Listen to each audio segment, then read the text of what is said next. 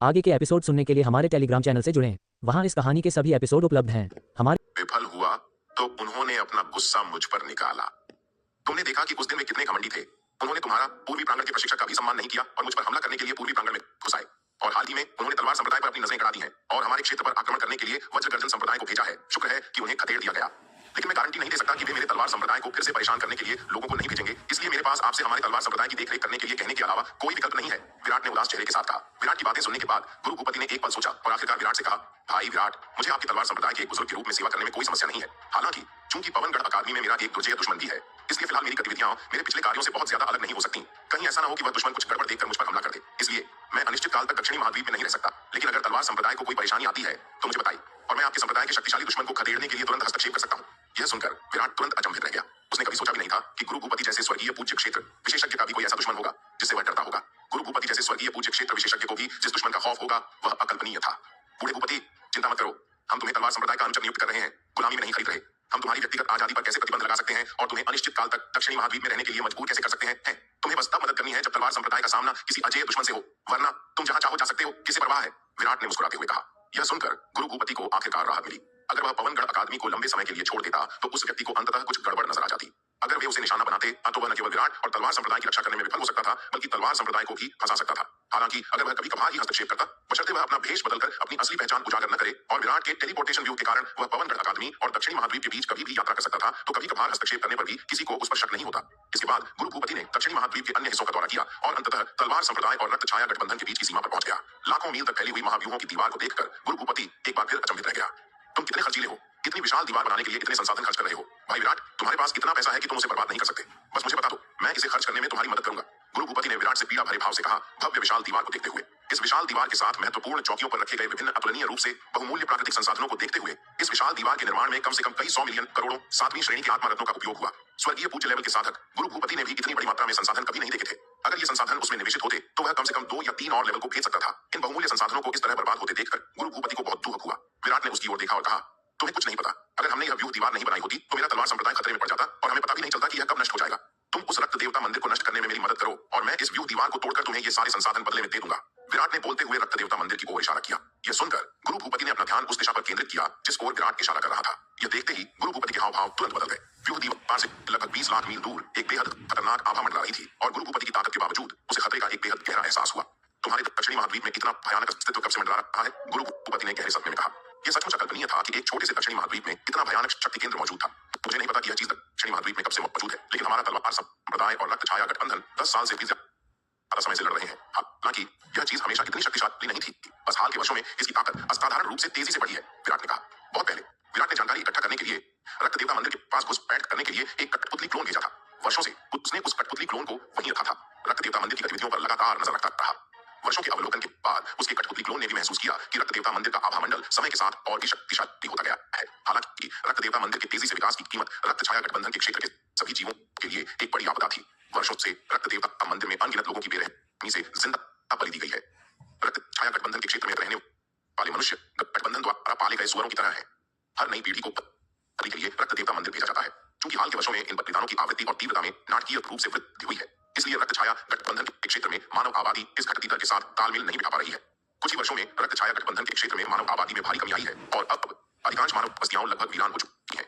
पूरा रक्त छाया गठबंधन क्षेत्र एक जीता जागता नर्क बन गया है और वहां रहने वाले मनुष्यों और अन्य प्राणियों की दुर्दशा अकल्पनीय है। अगर रक्त देवता मंदिर के प्रति विराट का गहरा भय न होता तो वह बहुत पहले ही तलवार संप्रदाय की सेना का नेतृत्व करके पूरे रक्त छाया गठबंधन पर विजय प्राप्त कर लेता और मनुष्यों को उनके कष्टों से मुक्त कर देता। विराट अच्छी तरह जानता था कि हालांकि तलवार संप्रदाय अब पहले जैसा नहीं रहा, उसकी ताकत पहले से कई गुना ज्यादा थी। अगर वह रक्त देवता मंदिर से टकराता तो जीत हासिल करने पर भी उसकी कीमत असहनीय होती, एक ऐसा परिणाम जिसे विराट स्वीकार नहीं कर सकता था। इसलिए तलवार संप्रदाय के क्षेत्र का भी रक्त छाया गठबंधन के क्षेत्र के मनुष्य जैसा हश्र न हो, इसके लिए विराट ने महाव्यूहों की दीवार बनाने की ठान ली, चाहे इसके लिए कोई भी कीमत चुकानी पड़े।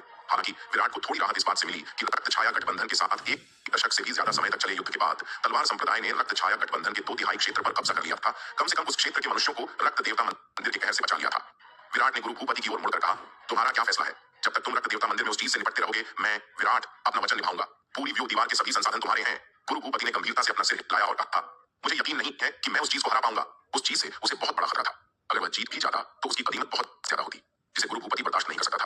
यह सुनकर विराट मन ही मन चौंक गया। हालांकि वह जानता था कि उस चीज की ताकत हाल के वर्षों में तेजी से बढ़ी है, लेकिन उसने यह उम्मीद नहीं की थी कि यह इतनी भयानक हो जाएगी कि गुरु भूपति भी उसे हराने में असमर्थ हो जाएगा। विराट अभी गुरु भूपति के साथ मजाक नहीं कर रहा था। अगर गुरु भूपति रक्त देवता मंदिर में उस चीज से निपटने में उसकी मदद कर सके तो वह पूरी व्यूह दीवार को ध्वस्त करने और उसके सभी खजाने और संसाधन गुरु भूपति को देने में संकोच नहीं करेगा। गुरु भूपति ने कहा, यह चीज तुम्हारे तलवार संप्रदाय पर बाज की तरह नजर गड़ाए हुए है, तो कोई आश्चर्य नहीं कि तुम कंजूस बदमाश इस व्यूह दीवार को बनाने के लिए इतनी दूर तक गए। इस व्यूह दीवार की शक्ति को कम करके नहीं आना जा सकता था। हालांकि गुरु भूपति ने सक्रिय होने पर इसकी असली शक्ति नहीं देखी थी, लेकिन इसके भीतर मौजूद अविश्वसनीय रूप से कीमती प्राकृतिक खजानों की विशाल संख्या इसकी ताकत दिखाने के लिए पर्याप्त थी। एक शक्तिशाली सेना के साथ उसके हमले के लिए भी इसकी सुरक्षा को भेदना मुश्किल होगा। हालांकि गुरु भूपति ने तलवार संप्रदाय की सेना को युद्ध में नहीं देखा था, लेकिन यह तथ्य कि वज्रगर्जन संप्रदाय का आक्रमण विफल हो गया था और तलवार संप्रदाय की सेना द्वारा उनका पूर्ण विनाश हो गया था, यह दर्शाता था कि तलवार संप्रदाय की सैन्य शक्ति निश्चित रूप से कम नहीं थी। गुरु भूपति ने दक्षिणी महाद्वीप की विभिन्न व्यवस्थाओं का जितना अधिक अवलोकन किया, उतना ही वह विराट से प्रभावित होता गया। जब गुरु भूपति ने रक्त देवता मंदिर में उन रक्तलाल आंखों की उपस्थिति का आभास किया, तो उन्हीं आंखों ने भी गुरु भूपति की उपस्थिति का आभास किया। हालांकि गुरु भूपति ने अपनी आभा को छुपा रखा था, जिससे आम मार्शल कलाकारों के लिए उनकी असली ताकत को पहचानना मुश्किल हो जाता था। फिर भी उनके जैसे ही स्तर का एक शक्तिशाली व्यक्ति रक्त देवता भी गुरु भूपति की भयानक शक्ति को महसूस कर सकता था। तलवार संप्रदाय के बारे में उसके पिछले संदेह वास्तव में सच साबित हुए थे। तलवार संप्रदाय ने वास्तव में मध्य महाद्वीप के शक्तिशाली लोगों के साथ सांठगांठ की थी। इस समय उसे अपने पिछले निर्णय पर अविश्वसनीय रूप से बुद्धिमानी महसूस हुई। शुक्र है कि उसने तलवार संप्रदाय पर हमला करने के लिए रक्त देवता मंदिर को जल्दबाजी में नहीं छोड़ा था। अन्यथा अगर तलवार संप्रदाय ने एक बड़ी सेना पर घात लगाकर हमला किया होता और तलवार संप्रदाय की महाव्यूहों की दीवार की शक्ति के साथ अचानक हमला करने के लिए गुप्त रूप से ऐसे शक्तिशाली लोगों को तैनात किया होता, तो वह उस महाव्यूहों की दीवार पर नष्ट हो सकता था। जितना ज्यादा वह इसके बारे में सोचता, उतना ही ज्यादा डरता और मन ही मन कोसता। वह छोटा सा जानवर विराट वाकई बेहद चालाक था। पिछली बार जब वज्रगर्जन संप्रदाय की सेना ने दक्षिणी महाद्वीप पर आक्रमण किया था, तो शायद यह सब इसी छोटे से जानवर ने रचा था, ताकि उसे रक्त देवता को रक्त देवता मंदिर से दूर ले जाया जा सके। यह देखकर कि वह पिछली बार उसकी चालों में नहीं फंसा था, उसने उसे फिर से भड़काने के लिए इस शक्तिशाली व्यक्ति को भेजा था। जाहिर है कि उसका इरादा उसे रक्त देवता मंदिर छोड़ने के लिए उकसाना था, ताकि वह उस पर घात लगा सके।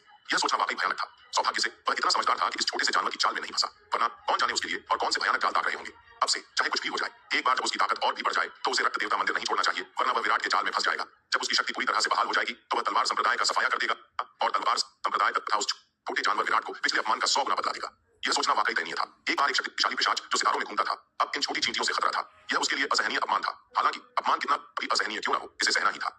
आखिरकार उसका जीवन सबसे महत्वपूर्ण चीज थी। जीवन के सामने कुछ और मायने नहीं रखता, लेकिन इससे पहले कि वह अपनी ताकत हासिल कर सके, उसे और अधिक शक्तिशाली रक्त जानवरों को पैदा करने की आवश्यकता थी। अन्यथा उनकी सुरक्षा के बिना तलवार संप्रदाय की सेना एक दिन रक्त देवता मंदिर पर आक्रमण कर सकती थी। उन शक्तिशाली प्राणियों के रक्त बलिदान के बिना उसकी साधना की रिकवरी बाधित हो जाएगी। यह सोचकर वह और भी क्रोधित हो गया। रक्त छाया गठबंधन के उन बेकार कचरे ने वास्तव में गठबंधन के क्षेत्र का 2/3 हिस्सा खो दिया था। अन्यथा अगर उसने यह विशाल क्षेत्र नहीं खोया होता और भीतर के प्राणियों के रक्त बलिदान के साथ उसकी साधना की रिकवरी बहुत तेजी से होती, विराट और गुरु भूपति दक्षिणी महाद्वीप में ज्यादा देर तक नहीं रुके। महाद्वीप का सर्वेक्षण करने के बाद गुरु भूपति और विराट टेलीपोर्टेशन व्यू के माध्यम से पवनगढ़ अकादमी लौट आए। जैसे ही वे अकादमी के पास टेलीपोर्टेशन व्यू पर पहुंचे, उन्होंने गौरी को पास ही इंतजार करते देखा। अरे तुम दोनों कहां चुके थे? गौरी ने उन्हें घूरते हुए पूछा। विराट और गुरु भूपति ने उससे कुछ नहीं छिपाया और उसे सब कुछ बता दिया। विराट को एहसास हुआ कि यह महिला काफी संदिग्ध है और गुरु भूपति पर कड़ी नजर रख रही थी। अगर उसने उसे नहीं बताया तो गुरु भूपति के लिए मुश्किल समय आ सकता था। हालांकि विराट को इस बात की परवाह नहीं थी कि गुरु भूपति के साथ कैसा दुर्व्यवहार होगा, लेकिन वह गोलीबारी में फंसने से डर रहा था। रोहिणी के उग्र स्वभाव को देखकर यह अंदाजा लगाना मुश्किल नहीं था कि गौरी किस तरह का इंसान थी। हालांकि गौरी रोहिणी से कहीं ज्यादा शिष्ट दिखाई देती थी, लेकिन गुरु भूपति के कायरतापूर्ण व्यवहार पर एक नजर डालने से पता चलता था कि यह सब दिखावा था। उनकी कहानी सुनने के बाद गौरी ने एक पल सोचा, फिर विराट की ओर देखा और कहा, अरे विराट, क्या तुम्हें किसी और एल्डर अनुचर की जरूरत है? मैं तुम्हारी तलवार संप्रदाय की एल्डर बन सकती हूँ और मैं दक्षिणी महाद्वीप में लंबे समय तक रह सकती हूँ। मेरी ताकत गुरु भूपति जितनी नहीं है, लेकिन छोटे मोटे चोरों से निपटना कोई समस्या नहीं है। विराट यह सुनकर झिझका। यह सच कहूं तो दक्षिणी महाद्वीप में लंबे समय तक रहने के लिए एक शीर्षस्थ पृथ्वी पूज्य क्षेत्र विशेषज्ञ का एल्डर होना कुछ ऐसा था जिसकी विराट को सख्त जरूरत थी। लेकिन मुख्य बात गौरी का व्यक्तित्व था। अगर वह तलवार संप्रदाय में जाती तो कौन जाने वह कैसी मुसीबत खड़ी कर देती। विराट को सबसे ज्यादा परेशानी इस बात से हुई कि गौरी उसे और रोहिणी को मिलाने का इरादा रखती थी। क्या तुम तैयार नहीं हो? विराट को हिचकिचाते देख गौरी ने अपनी भौहें उठाई, अपनी बाहें क्रॉस की और उसे तिरस्कार भरी नजरों से देखा। बेटे, क्या तुम मेरी ताकत को तुच्छ समझते हो? गुरु भूपति ने यह भांपते हुए स्थिति उनके खिलाफ जा रही है, जल्दी से विराट को एक अर्थपूर्ण नजर से देखा। गौरी के हाव भाव देखकर विराट की रीढ़ में सिहरन दौड़ गई और उसने जल्दी से बनावटी मुस्कान के साथ कहा, बिल्कुल नहीं, बिल्कुल नहीं। मुझे हमारे तलवार संप्रदाय में सम्माननीय पद पर सेवा करने के सीनियर गौरी के प्रस्ताव को स्वीकार करने में बहुत खुशी होगी। यह सुनकर गुरु भूपति ने राहत की सांस ली। उसे सचमुच डर था कि विराट जिद करके गौरी को सीधे मना कर देगा। गौरी विराट को धमका तो नहीं सकती थी क्योंकि वह जूनियर था, लेकिन विराट के लिए बड़ी मुसीबत खड़ी हो जाती। गुरु भूपति मुस्कुराए और बोले, गौरी तुम बहुत चालाक हो। अगर तुम पवनगढ़ अकादमी छोड़कर दक्षिणी महाद्वीप चले जाओ तो तुम उस व्यक्ति को तुम्हारे ठीक होने का पता चलने का जोखिम कम कर सकते हो। गौरी ने उसे आत्मसंतुष्ट नजरों से देखा और कहा, हाँ, मैं हमेशा से तुमसे ज्यादा चालाक रही हूँ।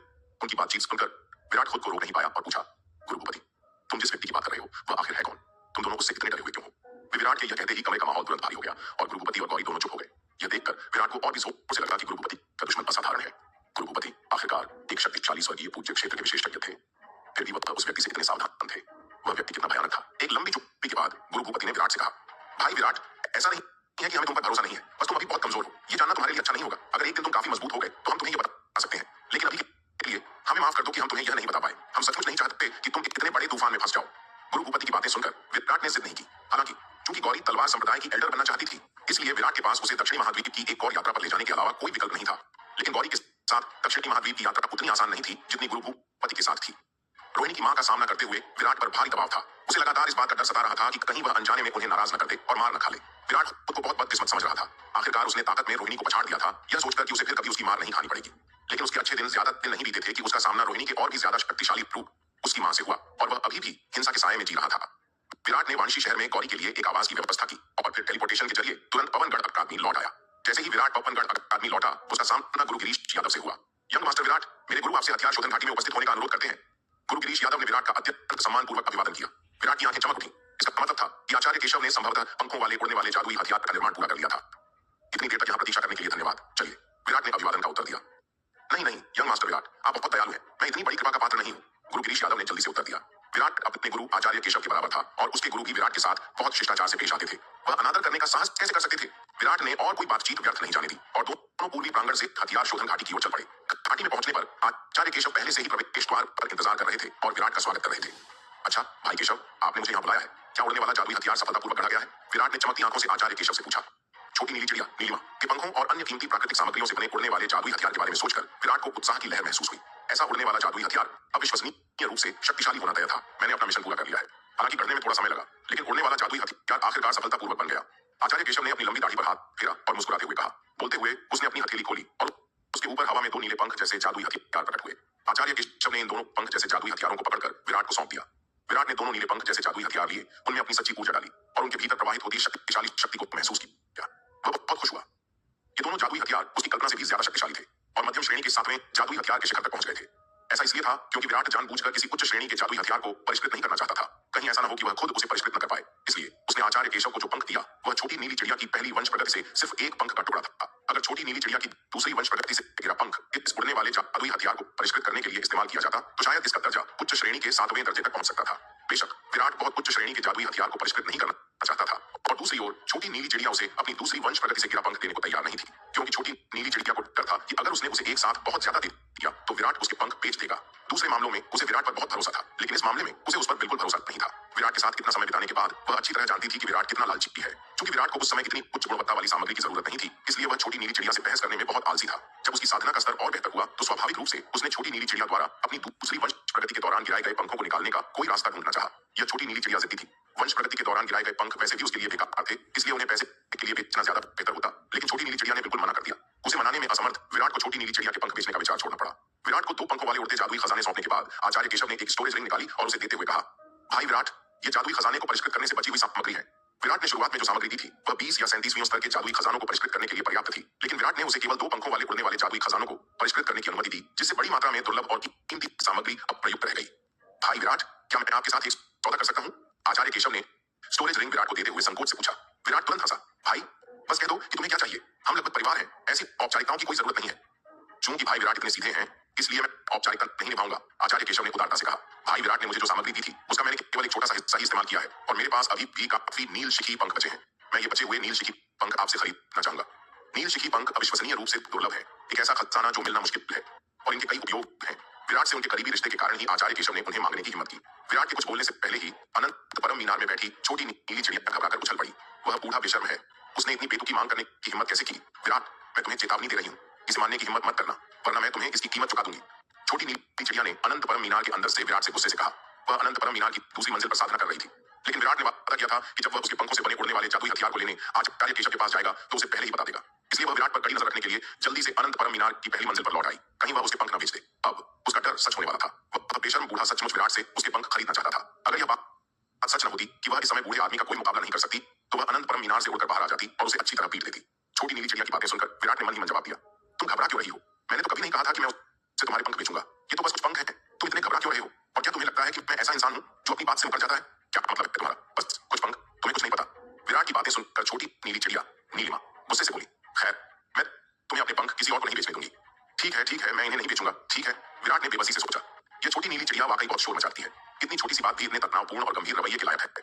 भाई केशव, मुझे सच में बहुत अफसोस है, लेकिन मैंने किसी से वादा किया था कि मैं ये नील शिखी के पंख नहीं बेचूंगा। हालांकि इन नील शिकी के पंखों के अलावा मैं तुम्हें दूसरी दुर्लभ और कीमती चीजें दे सकता हूँ। विराट ने आचार्य केशव से माफी मांगते हुए कहा, कोई बात नहीं, कोई बात नहीं, मैं तो बस यही कह रहा था भाई विराट, इसकी चिंता मत करो। बाकी दुर्लभ और कीमती सामग्री की बात करें तो अगर भाई विराट उन्हें मुझे बेचने को तैयार है तो मैं उन्हें बाजार भाव पर आपसे खरीद लूंगा। मैं बिना मतलब के आपका फायदा नहीं उठा सकता। आखिर दोस्ती दोस्ती होती है और व्यापार व्यापार, इन दोनों को एक साथ नहीं रखा जा सकता। आचार्य केशव ने जल्दी से हाथ हिलाया और कहा, हालांकि उसने विराट से नील शिखी के पंख खरीदने की बात की थी, लेकिन उसे इसकी कोई खास उम्मीद नहीं थी, इसलिए वह बिल्कुल निराश नहीं हुआ। आचार्य केशव की बातें सुनकर विराट मना नहीं कर सका और उसे आचार्य केशव के अनुरोध पर बाकी दुर्लभ और कीमती सामग्री उसे बेचनी पड़ी। हालांकि विराट ने आचार्य केशव से बाजार भाव नहीं लिया, बल्कि उसे बाजार भाव के 70% पर बेच दिया। विराट की जिद को देखते हुए आचार्य केशव को आखिरकार समझौता करना पड़ा, जिससे विराट को बची हुई दुर्लभ और कीमती सामग्री बाजार मूल्य के 70% पर बेचने की इजाजत मिल गई। आखिरकार दोनों ने 15 मिलियन 7वीं श्रेणी के आत्मारत्नों का सौदा पूरा कर लिया। विराट ने बचे हुए नील शिखी पंख, 2 पंखों वाली उड़ने वाली जादुई की कलाकृतियां और आचार्य केशव द्वारा दिए गए 15 मिलियन 7वीं श्रेणी के आत्मारत्न वापस ले लिए। फिर आचार्य केशव को अलविदा कहा और हथियार शोधन घाटी से निकल गया। विराट, तुमने ये 2 जादुई कलाकृतियां क्यों गढ़ी? क्या तुमने मुझसे वादा नहीं किया था कि तुम इन्हें किसी और को इस्तेमाल नहीं करने दोगे? छोटी नीली चिड़िया ने अनंत परम मीनार में 2 पंखों वाली उड़ने वाली जादुई कलाकृतियों को देखते हुए विराट से सवाल किया, नीलिमा, तुम्हारे पास इतने सारे झंझट भरे काम क्यों है? तुम्हें हर चीज में दखल देना पड़ता है। विराट छोटी नीली चिड़िया के झगड़ों से तंग आ रहा था। वह उसे अच्छी तरह पीटने के लिए भी ललचा रहा था। तुम्हारा परेशान करने वाली बातों से क्या मतलब है? ये मेरे पंखों से कटी गई जादुई कलाकृतियां हैं, जाहिर है मैं इन्हें नजरअंदाज नहीं कर सका। छोटी नीली चिड़िया ने सहजता से कहा, एक मेरे लिए है और दूसरी मेरे निर्मल अवतार के लिए। क्या अब तुम संतुष्ट हो? विराट ने चिढ़कर कहा। वह सचमुच छोटी नीली चिड़िया से ऐसी तुच्छ बातों में उलझना नहीं चाहता था। विराट को आश्चर्य हुआ कि क्या उसने छोटी नीली चिड़िया के साथ इतनी नरमी बरती कि वह मूर्ख चिड़िया अपनी जगह भूल गई। वह तो उसकी आत्मा पशु थी। एक आत्मा पशु को अपने स्वामी के कार्यों में हस्तक्षेप करने की अनुमति कब मिली? विराट ने सोचा कि क्या उसे छोटी नीली चिड़िया को सही ढंग से व्यवहार करना सिखाने का कोई अवसर ढूंढना चाहिए, ताकि वह अपने स्वामी का सम्मान करना सीख सके। छोटी नीली चिड़िया जाहिर है इस बात से अनजान थी कि विराट उसे अनुशासित करने के बारे में सोच रहा था। विराट का स्पष्टीकरण सुनने के बाद उसे अंततः राहत महसूस हुई और वह अनंत परम मीनार के पहले तल पर केंद्रीय व्यू की ओर उड़ चली। विराट का निर्मल अवतार और विराट का असली स्वरूप अनिवार्य रूप से एक ही व्यक्ति थे, इसलिए छोटी नीली चिड़िया अपने पंखों को उसके निर्मल अवतार पर लिपटा हुआ स्वीकार कर सकती थी। 2 पंख जैसे उड़ने वाले जादुई खजानों को प्राप्त करने के बाद विराट उनकी शक्ति का परीक्षण करने के लिए टेलीपोर्टेशन व्यू के माध्यम से दक्षिणी महाद्वीप लौट आया। दक्षिणी महाद्वीप के आकाश में बैंगनी बिजली और नीले बवंडर में लिपटी प्रकाश की एक किरण अकल्पनीय गति से आकाश में फैल गई। एक पल में हजारों मील की दूरी तय कर ली। विराट ने इस बिजली की गति को महसूस किया और वह बहुत खुश हुआ। इस उड़ने वाले जादुई खजाने की शक्ति उसकी कल्पना से भी अधिक थी। इसका उपयोग करने के बाद उसकी गति कम से कम 3 या 4 गुना बढ़ गई थी।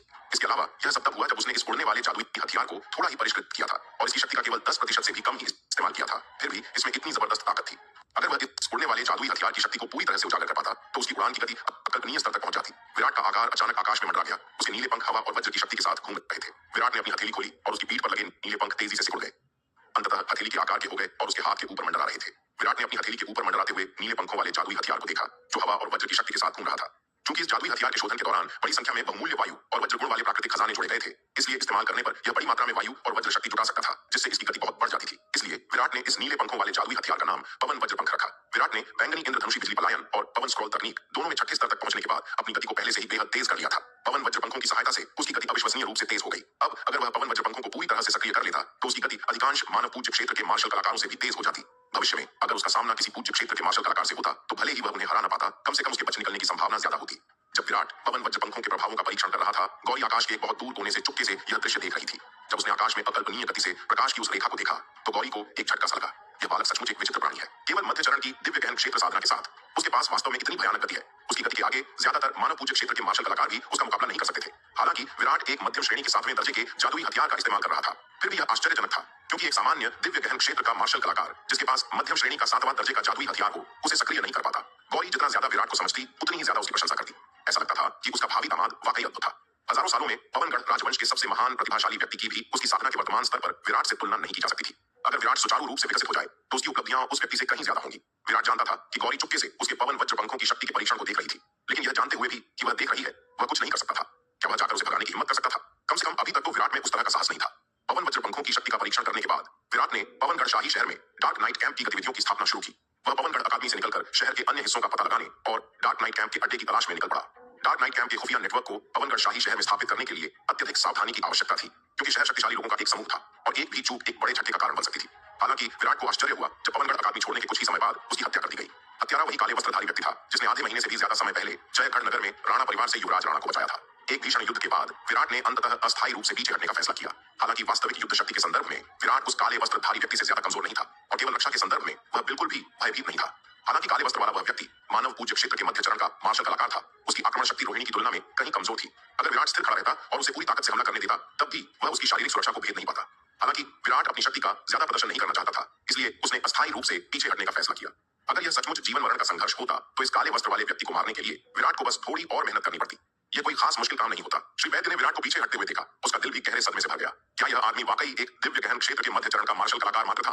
दुनिया में इतना शक्तिशाली दिव्य गहन क्षेत्र का विशेषज्ञ कैसे हो सकता है? श्री वैद्य इस बात से अनजान था कि जयगढ़ नगर में राणा परिवार के महाराज संग्राम सिंह द्वारा सत्ता का पिछला उलटफेर भी गुप्त रूप से विराट द्वारा आयोजित किया गया था, अन्यथा वह इसे और भी अकल्पनीय पाता। छाया से इस दृश्य को देखकर किशन किंतियांशी मन ही मन उपहास करने से खुद को रोक नहीं सका। यह श्री वैद्य वास्तव में अभिमानी और अज्ञानी था। अपनी ताकत के साथ उसने विराट की हत्या का प्रयास करने का साहस किया।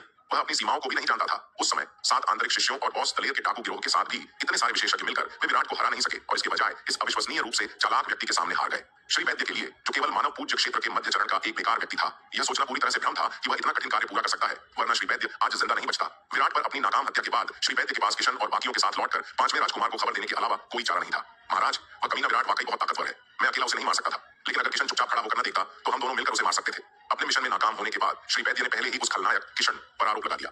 श्री वैद्य, मुझे लगता है कि पूज्य क्षेत्र में प्रवेश करने के बाद से तुम पूरी तरह से अहंकारी हो गए हो। तुम्हें लगता है कि हम दोनों उस विश्वासघाती बूढ़े लोमड़ी विराट की हत्या कर सकते हैं? क्या तुम खुद को ज्यादा नहीं आंक रहे हो? उस समय हम 7 आंतरिक शिष्य और बॉस दलेर का डाकू गिरोह सब मिलकर इस कमीने के शिकार हुए थे, और तुम 5वें राजकुमार पवन फेयू। श्री वैद्य की बदनामी मत सुनो। जब मैंने विराट को पवनगढ़ अकादमी छोड़ते देखा तो मेरा इरादा महाराज को रिपोर्ट करने और महाराज को निर्णय लेने देने का था, लेकिन श्री वैद्य श्रेय के लालच में था, जिससे दुश्मन सतर्क हो गया और हमें जीवन में एक बार मिलने वाला यह मौका गंवाना पड़ा।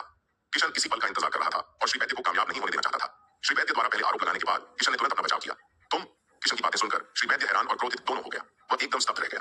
क्या किशन के साथ आंतरिक शिष्यों और बॉस दलेर के डाकू गिरोह की संयुक्त सेना भी उस छोटे से बदमाश को नहीं हरा सकी? यह कैसे संभव हो सकता है? वह छोटा बदमाश कितना भयानक रूप से शक्तिशाली कैसे हो सकता है? वह तो दिव्य गहन क्षेत्र के मध्य चरण में ही था। उसे पहले से कुछ भी पता नहीं था कि किशन क्या कह रहा है, अन्यथा वह इतना अहंकारी कभी नहीं होता कि यह मान ले कि उसकी शक्ति 7 आंतरिक शिष्यों और बॉस दलेर के डाकू गिरोह की संयुक्त शक्ति से भी अधिक है। स्पष्ट रूप से किशन जानबूझकर उसे फंसा रहा था।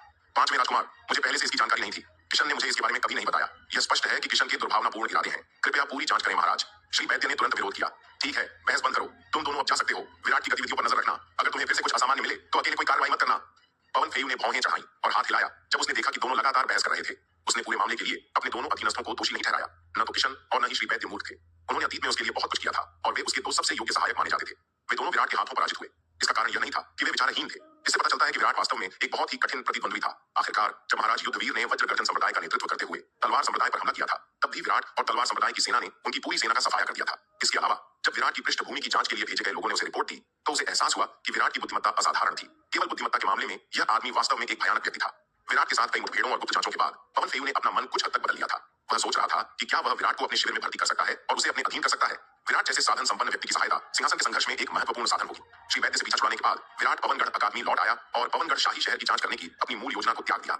अब 5वें राजकुमार के आदमी उस पर कड़ी नजर रख रहे थे। आगे की जांच व्यर्थ थी, क्योंकि इससे 5वें राजकुमार के सामने सब कुछ उजागर हो जाता, जिससे डार्क नाइट कैंप की घुसपैठ में बाधा आती और उनके उजागर होने का खतरा बढ़ जाता। इसके अलावा 5वें राजकुमार के आदमियों द्वारा कड़ी निगरानी में रहना एक बड़ा सुरक्षा जोखिम था। इस बार 5वें राजकुमार ने श्री वैद्य, एक मानव पूज्य क्षेत्र के मध्य चरण के मार्शल कलाकार को उसकी हत्या के लिए भेजा था। कौन जानता था कि वह अगली बार किस तरह के विशेषज्ञ को भेजेगा? वह इतना भाग्यशाली नहीं होगा कि उसे हर बार श्री वैद्य जैसे कमजोर मूर्ख का सामना करना पड़े। अगर 5वां राजकुमार किसी शक्तिशाली पृथ्वी पूज्य विशेषज्ञ को उसकी हत्या के लिए भेजे तो वह शायद बेहद खतरनाक स्थिति में फंस जाएगा। विराट ने बाहर आने से पहले वापस जाकर अपना रूप बदलने की योजना बनाई। उसे एहसास हुआ कि उसने पहले अपने असली रूप में प्रकट होने के परिणामों के बारे में नहीं सोचा था। पूर्वी प्रांगण में लौटने और अपने निवास के पास पहुंचने पर विराट ने मृदुला के निवास को घेरे लोगों के एक समूह को देखा। माहौल तनावपूर्ण था। ऐसा लग रहा था कि वे किसी बात पर बहस कर रहे हैं। हालांकि मृदुला का निवास उसके अपने जल किनारे वाले मंडप से कई इमारतें दूर था, फिर भी वह पास नहीं था।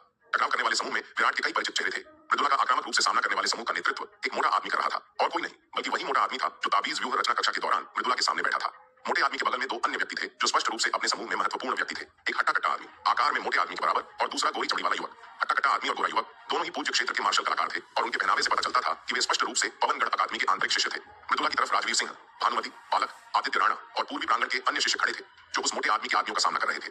मृदुला, तुम्हें मेरे साथ वापस आना चाहिए और आज्ञाकारी होकर यंग मास्टर नकुल से विवाह करना चाहिए। क्या तुम्हें लगता है कि तुम हमेशा के लिए यहाँ छिप सकती हो? गोरे युवक ने मृदुला की ओर देखते हुए शांति से कहा।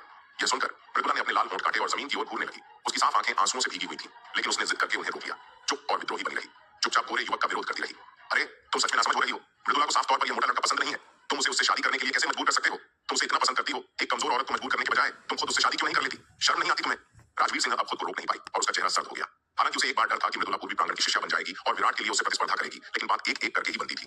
वह इतनी शांत और सौम्य थी। इसके अलावा वह 6 महीने से ज्यादा समय से मृदुला की पड़ोसी थी और उसने बहुत पहले ही उसके प्रति अपनी सतर्कता कम कर दी थी। आखिरकार मृदुला जैसी शांत और सौम्य महिला के प्रति द्वेष रखना वाकई मुश्किल था, खासकर इसलिए क्योंकि राजवीर सिंह, हालांकि थोड़ी जिद्दी और मूर्ख लगती थी, असल में एक दयालु महिला थी। यह मृदुला परिवार का पारिवारिक मामला है। कृपया बाहरी लोग इसमें दखल न दें। गोरे रंग के युवक ने राजवीर सिंह की ओर देखते हुए कहा। सच और खूबसूरती देखकर दंग रह गया था। हालांकि जब उसे पता चला कि वह एक पुरुष है तो उसे बहुत अफसोस हुआ। इतनी खूबसूरत महिला असल में एक पुरुष थी। ये कैसी बर्बादी थी। उसका असली जेंडर जानने के बाद भी वह उस पर मोहित हुए बिना नहीं रह सका, क्योंकि वह बेहद खूबसूरत थी। इसमें कोई आश्चर्य की बात नहीं कि दूसरे लोग उसके भेष को नहीं पहचान पाए। उसकी भेष बदलने की कला बहुत परिष्कृत थी। जब तक भानुमति जैसा कोई जो राजवीर सिंह के साथ हर दिन अंतरंग होता था, या विराट जैसा कोई जिसने उसे नग्न देखा था, उसकी असली पहचान का पता लगाना मुश्किल नहीं होगा। यह सुनकर राजवीर सिंह ने व्यंग्य किया और कहा, चूंकि मृदुला पहले से ही हमारे पूर्वी प्रांगण की अनुयायी है, इसलिए वह हम में से ही एक है। अगर कोई बाहरी है तो वह तुम हो, हम नहीं। गोरे युवक ने घुरघुराते हुए कहा, मैं मृदुला का अपना भाई हूँ, तुम उसके क्या हो? राजवीर सिंह एक पल के लिए स्तब्ध रह गया, फिर गुस्से से भर आया और बोला, तुम्हारी इतनी हिम्मत कैसे हुई कि तुम मृदुला के अपने भाई हो? क्या एक भाई का यही व्यवहार होना चाहिए, अपनी ही बहन को अग्निकुंड में धकेलना? गोरे युवक का चेहरा पीला पड़ गया और उसने कहा, यह हमारे मृदुला परिवार का मामला है, इससे तुम्हारा कोई लेना देना नहीं है। वह राजवीर सिंह से और बहस नहीं करना चाहता था, इसलिए उसने मृदुला की ओर मुड़कर कहा, मृदुला, तुम मेरे साथ वापस आ रही हो या नहीं? मुझे तुम्हारे खिलाफ कार्रवाई करने के लिए मजबूर मत करो। तुम्हारी हिम्मत! राजवीर सिंह ने गोरे युवक को घूरा और चिल्लाया, डरने की क्या बात है? देखते हैं कौन मुझे रोकने की हिम्मत करता है। बाद में चोट लग जाए तो मुझे पहले से चेतावनी न देने के लिए दोष मत देना। गोरे युवक ने धमकी दी। दरअसल वह पूर्वी प्रांगण के शिष्यों से टकराव नहीं चाहता था। आखिरकार वह पवनगढ़ अकादमी का एक आंतरिक शिष्य था, जबकि यह बाहरी संप्रदाय था। सिद्धांततः पवनगढ़ अकादमी के आंतरिक शिष्यों को बाहरी शिष्यों पर अपनी इच्छा से हमला करने की अनुमति नहीं थी। हालांकि जब तक वह बहुत आगे नहीं बढ़ता, प्रवर्तन हॉल उस पर ज्यादा ध्यान नहीं देता। ज्यादा से ज्यादा वे उसे गिरफ्तार कर लेते और रिहा करने से पहले कुछ दिनों के लिए हिरासत में रख लेते। हालांकि अगर हो सके तो प्रवर्तन हॉल से निपटना ही बेहतर था। कोई भी पवनगढ़ अकादमी का शिष्य प्रवर्तन हॉल द्वारा चाय पर आमंत्रित नहीं होना चाहता था। हमारे पूर्वी प्रांगण की जमीन पर कब किसी और की मनमानी चल पड़ी। जैसे ही दोनों पक्ष भिड़ने ही वाले थे, अचानक बगल से एक आवाज आई। सबने मुड़कर देखा तो हरे रंग के लबादे में एक व्यक्ति धीरे धीरे उनकी ओर आता हुआ दिखाई दिया। दोस्तों, आपको यह एपिसोड कैसा लगा हमें कमेंट करके जरूर बताएं और इस वीडियो को लाइक और शेयर करना ना भूलें। चलिए मिलते हैं एक नए एपिसोड के साथ।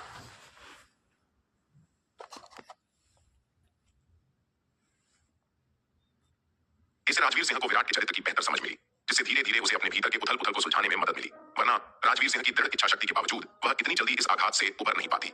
गोरे युवक ने शुरू में सोचा कि वह आ रहा व्यक्ति कोई महत्वपूर्ण व्यक्ति है, लेकिन करीब से देखने पर उसे एहसास हुआ कि वह दिव्य गहन क्षेत्र के मध्य स्तर पर एक तुच्छ चींटी मात्र थी। इस व्यक्ति की साधना राजवीर सिंह से कहीं कमतर थी। राजवीर सिंह कम से कम दिव्य आत्मा क्षेत्र के एक उच्च स्तर के मार्शल कलाकार थे, जो उनके ध्यान के योग्य थे। यह मध्य स्तर की दिव्य आत्मा क्षेत्र की चींटी उनकी नजरों से ओझल थी। ऐसे घटिया व्यक्ति की हिम्मत कैसे हुई इतने अहंकारी शब्द बोलने की? क्या तुम्हें लगता है कि तुम मुझे रोक सकते हो? गोरे युवक ने आंखें सिकोड़ ली। उसके चेहरे पर एक ठंडी मुस्कान थी। विराट ने उसकी बात अनसुनी कर दी, बल्कि उस मोटे आदमी की ओर देखते हुए व्यंग्यात्मक लहजे में कहा, मोटे, मैंने अभी तक तुमसे पिछली बार का हिसाब भी नहीं चुकाया है और तुम मेरे दरवाजे पर दस्तक देने आ गए। पिछली बार जब इस मोटे आदमी ने ट्रांसमिशन हॉल के पास एक बांस के जंगल में मृदुला को धमकाने की कोशिश की थी, तो उसने संयोग से यह सब देख लिया था। उस समय मोटा आदमी काफी समझदार था। उसने जाने के बदले में अपना कीमती सामान सौंप दिया। उस समय मोटे आदमी की समझदारी देखकर उसने उसकी परवाह नहीं की, लेकिन उसने कभी नहीं सोचा था कि मोटा आदमी इतना कपटी होगा। उसे घुमाकर फंसाएगा, गुरु गरिमा और किरण को बांस के जंगल में फुसलाएगा, उन्हें गलतफहमी में डाल देगा कि वह मृदुला के साथ कुछ गलत कर रहा है। सौभाग्य से गुरु गरिमा और किरण उसके महाशिष्य थे, अन्यथा वह उस मोटे आदमी के हाथों पूरी तरह से धोखा खा जाता। इतना समय बीत चुका था कि विराट लगभग भूल ही गया था, लेकिन आज मोटे आदमी को देखकर सब कुछ फिर से याद आ गया। विराट की बातें सुनकर मोटा आदमी अनायास ही पीछे हट गया। उसकी आंखें दहशत से भर गईं। विराट द्वारा दी गई बुरी पिटाई को याद करके उसका पूरा शरीर बेकाबू होकर कांप उठा। उसने मान लिया था कि इतने समय बाद विराट इस मामले को बहुत पहले ही भूल चुका होगा। वह आधे साल से ज्यादा समय से घर में छिपा हुआ था, और जब उसे पता चला कि विराट प्राचीन खंडारों की खोज में भाग लेने के लिए पवनगढ़ अकादमी से जा चुका है, तभी उसे वापस लौटने की हिम्मत हुई। जब उसका डर कम हुआ तो मृदुला के लिए उसकी वासना फिर से जाग उठी और उसने अपने पिता के सामने उससे शादी का प्रस्ताव रखा। उसने अपने पिता से मृदुला परिवार के मुखिया से शादी का प्रस्ताव रखने के लिए पहले ही कह दिया था, लेकिन विराट की पिछली धमकी ने उसे इस बारे में दोबारा बात करने से रोक दिया था। पूछताछ करने के बाद उसने पुष्टि की कि विराट अब पवनगढ़ अकादमी में नहीं है, और तभी उसने इस बारे में दोबारा बात करने की हिम्मत की। फिर भी उसने अकेले पूर्वी प्रांगण में आने की हिम्मत नहीं की, बल्कि मृदुला के बड़े भाई यशवंत और पवनगढ़ अकादमी के आंतरिक संप्रदाय के नकुल परिवार के एक शिष्य को अपने साथ ले लिया। आखिरकार पूर्वी प्रांगण बाहरी संप्रदाय के सदस्यों के बीच एक कुख्यात प्रतिष्ठा रखता था। विराट के बिना भी यह अभी भी काफी भयावह था। अगर वह अकेला आता तो उसे बिना किसी निशान के निगल लिया जाता। मोटा आदमी विराट को पूरी तरह से आतंकित होकर देख रहा था। उसने साफ साफ सुना था कि विराट पवनगढ़ अकादमी के मुख्य समूह के साथ पवनगढ़ राजवंश की सीमा पर प्राचीन खंडहरों में प्रशिक्षण में भाग लेने गया था। विराट अब पवनगढ़ अकादमी में कैसे प्रकट हो सकता है? क्या उसका स्रोत गलत हो सकता है? हालांकि मोटा आदमी कामुक था, वह कायर भी था। उसे जो जानकारी मिली थी वह पहले से ही पुरानी थी। इतने लंबे समय तक टाल मटोल करने के बाद चीजें पहले ही बदल चुकी थीं। मोटे आदमी के माथे पर ठंडा पसीना बह रहा था, क्योंकि वह भागने का तरीका जानने की कोशिश कर रहा था। अचानक उसकी नजर यशवंत और हट्टे कट्टे आदमी पर पड़ी। उसे अचानक याद आया कि वह इस बार अकेला नहीं आया था। पूज्य क्षेत्र में उसके साथ दो आंतरिक शिष्य थे। विराट चाहे कितना भी शक्तिशाली क्यों न हो, वह दिव्य गहन क्षेत्र का एक मध्यम स्तरीय मार्शल कलाकार ही था। पूज्य क्षेत्र के दो आंतरिक शिष्यों के सामने उसकी कोई सानी नहीं थी। इतने शक्तिशाली सहायकों के होते हुए वह उससे क्यों डरे? विराट से तो उसे ही डरना चाहिए। यह सोचकर मोटे आदमी का साहस अचानक फिर से बढ़ गया। विराट, इतना घमंडी मत बनो। तुमने मुझे कितनी बार धमकाया है और मुझसे इतने पैसे चुराए हैं। इस बार मैं वो कर्ज वापस लूंगा। मोटे आदमी ने घमंड से विराट की ओर इशारा करते हुए कहा। फिर उसने अपने बगल में खड़े हट्टे कट्टे आदमी से कहा, नकुल, इसे पीट दो।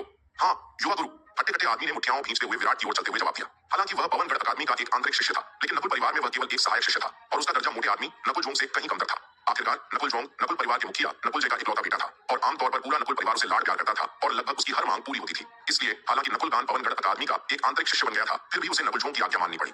पूज्य क्षेत्र में उसकी उन्नति केवल इसलिए संभव हुई क्योंकि नकुल परिवार ने उसे प्रचुर मात्रा में दुर्लभ और बहुमूल्य सामग्री प्रदान की थी। पवनगढ़ अकादमी में उसकी अपनी प्रतिभा और हैसियत उसकी सफलता के लिए पर्याप्त नहीं थी। अरे खिलवाड़ मत करो! उस हट्टे कट्टे आदमी को विराट की ओर आते देख राजवीर सिंह घबरा गया। आखिरकार यह आदमी मानव पूज्य क्षेत्र के मध्य चरण में था। राजवीर सिंह ने विराट की हालिया हरकतों को नहीं देखा था और न ही उसकी मौजूदा ताकत का अंदाजा था, इसलिए स्वाभाविक रूप से उसे इस बात का भरोसा नहीं था कि विराट उस हट्टे कट्टे आदमी को हरा पाएगा। विराट ने उसकी ओर मुड़कर चिढ़कर कहा, इतनी जल्दी क्या है? मुझे तो कोई जल्दी भी नहीं है, पर तुम तो पहले ही घबरा रही हो, मानो सम्राट को चिंता नहीं है, पर हिजड़ा तो है। यह सुनकर राजवीर सिंह का सुंदर चेहरा लाल हो गया और उसने उस पर थूकते हुए कहा, तुम हिजड़ा हो। लेकिन जैसे ही उसके मुंह से ये शब्द निकले, उसे एहसास हुआ कि यह अनुचित था और उसका चेहरा और भी लाल हो गया। उसके पहले से ही बेहद खूबसूरत चेहरे पर लालिमा ने उसे और भी ज्यादा खूबसूरत बना दिया, जिसने वहां मौजूद सभी लोगों का मन मोह लिया। यहाँ तक कि हट्टा कट्टा आदमी भी सिर्फ राजवीर सिंह पर ही ध्यान केंद्रित कर रहा था। विराट पर हमला करना भूल गया। यह देखकर विराट ने अधीरता से उसे एक तरफ धकेलते हुए कहा, मेरे रास्ते से हट जाओ, मेरे रास्ते में मत आओ। फिर उसने उस हट्टे कट्टे आदमी को इशारा किया, अरे तुम लड़ने वाले हो या नहीं? अगर नहीं तो पूर्वी आंगन से बाहर निकल जाओ और उस मोटे आदमी से हिसाब चुकता करने से मेरा रास्ता मत रोको। मानव पूज्य क्षेत्र के मध्य स्तर पर इस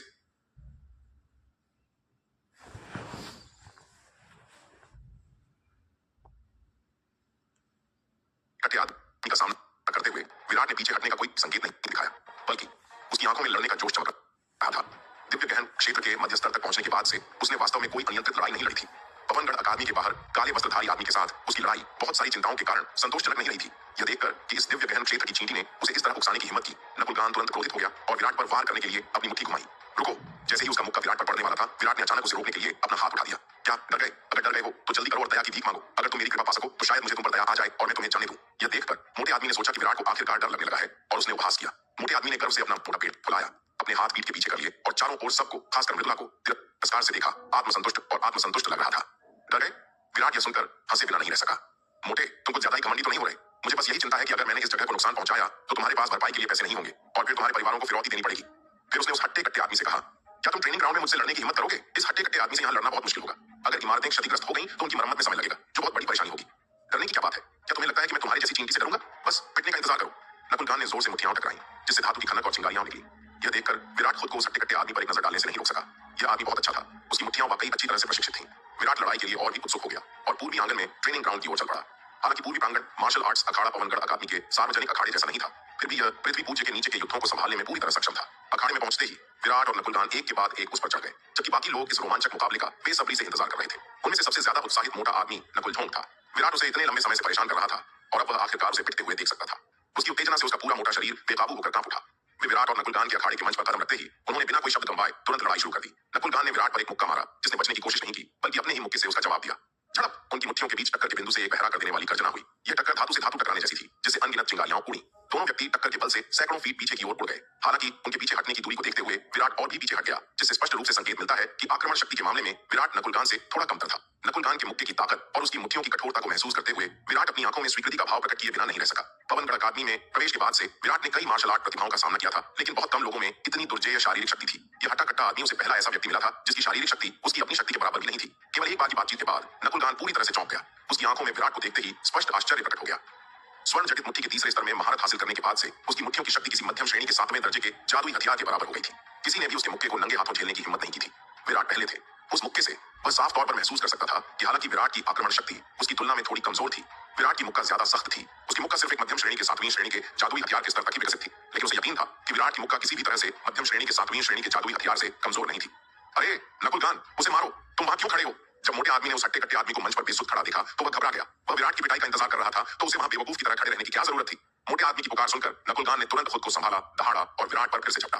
हालांकि विराट की मुक्का सख्त थी, विराट का साधना स्तर उससे बहुत अलग था। विराट की मुक्का चाहे कितनी भी जोरदार क्यों न हो, वह इस तथ्य को नहीं बदल सकती थी कि उसकी हार तय थी। नकुलगान के हमले का सामना करते हुए विराट जरा भी नहीं चकमा दिया और उसकी मुक्का अपने ऊपर पड़ने दी। अपने सत्य योद्धा दिव्य शरीर के पूर्णता के चौथे स्तर तक पहुंचने उसकी शारीरिक शक्ति पहले से ही एक मध्यम श्रेणी के 7वें स्तर के जादुई हथियार के बराबर थी। नकुलगान की आक्रमण शक्ति के साथ अगर वह स्थिर खड़ा भी रहता और उसे वार करने देता तो भी वह उसकी शारीरिक सुरक्षा को भेद नहीं सकता था। इस तथ्य की तो बात ही छोड़ दीजिए कि विराट ने अग्नि तत्व कवच और बहता हुआ बादल वस्त्र, दो अत्यंत उच्च श्रेणी के रक्षात्मक जादुई हथियार पहने हुए थे। नकुलगान के हमले उसे गुदगुदाने से अलग नहीं थे। दोनों अखाड़े में तूफान की तरह भिड़ गए और उनके क्रूर हड्डियां तोड़ देने वाले हमलों ने नीचे बैठे दर्शकों को भय से कांपने पर मजबूर कर दिया। हालांकि उन्होंने कई युद्ध देखे थे, लेकिन उन्होंने पहले कभी इतनी हिंसक और सीधी लड़ाई शैली नहीं देखी थी। दोनों में से किसी ने भी कोई तकनीक इस्तेमाल नहीं की। उन्होंने बस अपनी पूरी ताकत एक दूसरे पर बर्बर, सीधे और क्रूर प्रहार करने में लगा दी। दोनों ने अपने नंगे हाथों से ही प्रतिद्वंदियों के हमलों का सामना करना चुना। इस हिंसक और बर्बर युद्ध शैली ने पूरे अखाड़े को हिलाकर रख दिया, मानो अखाड़ा किसी भी क्षण ढहने का खतरा हो।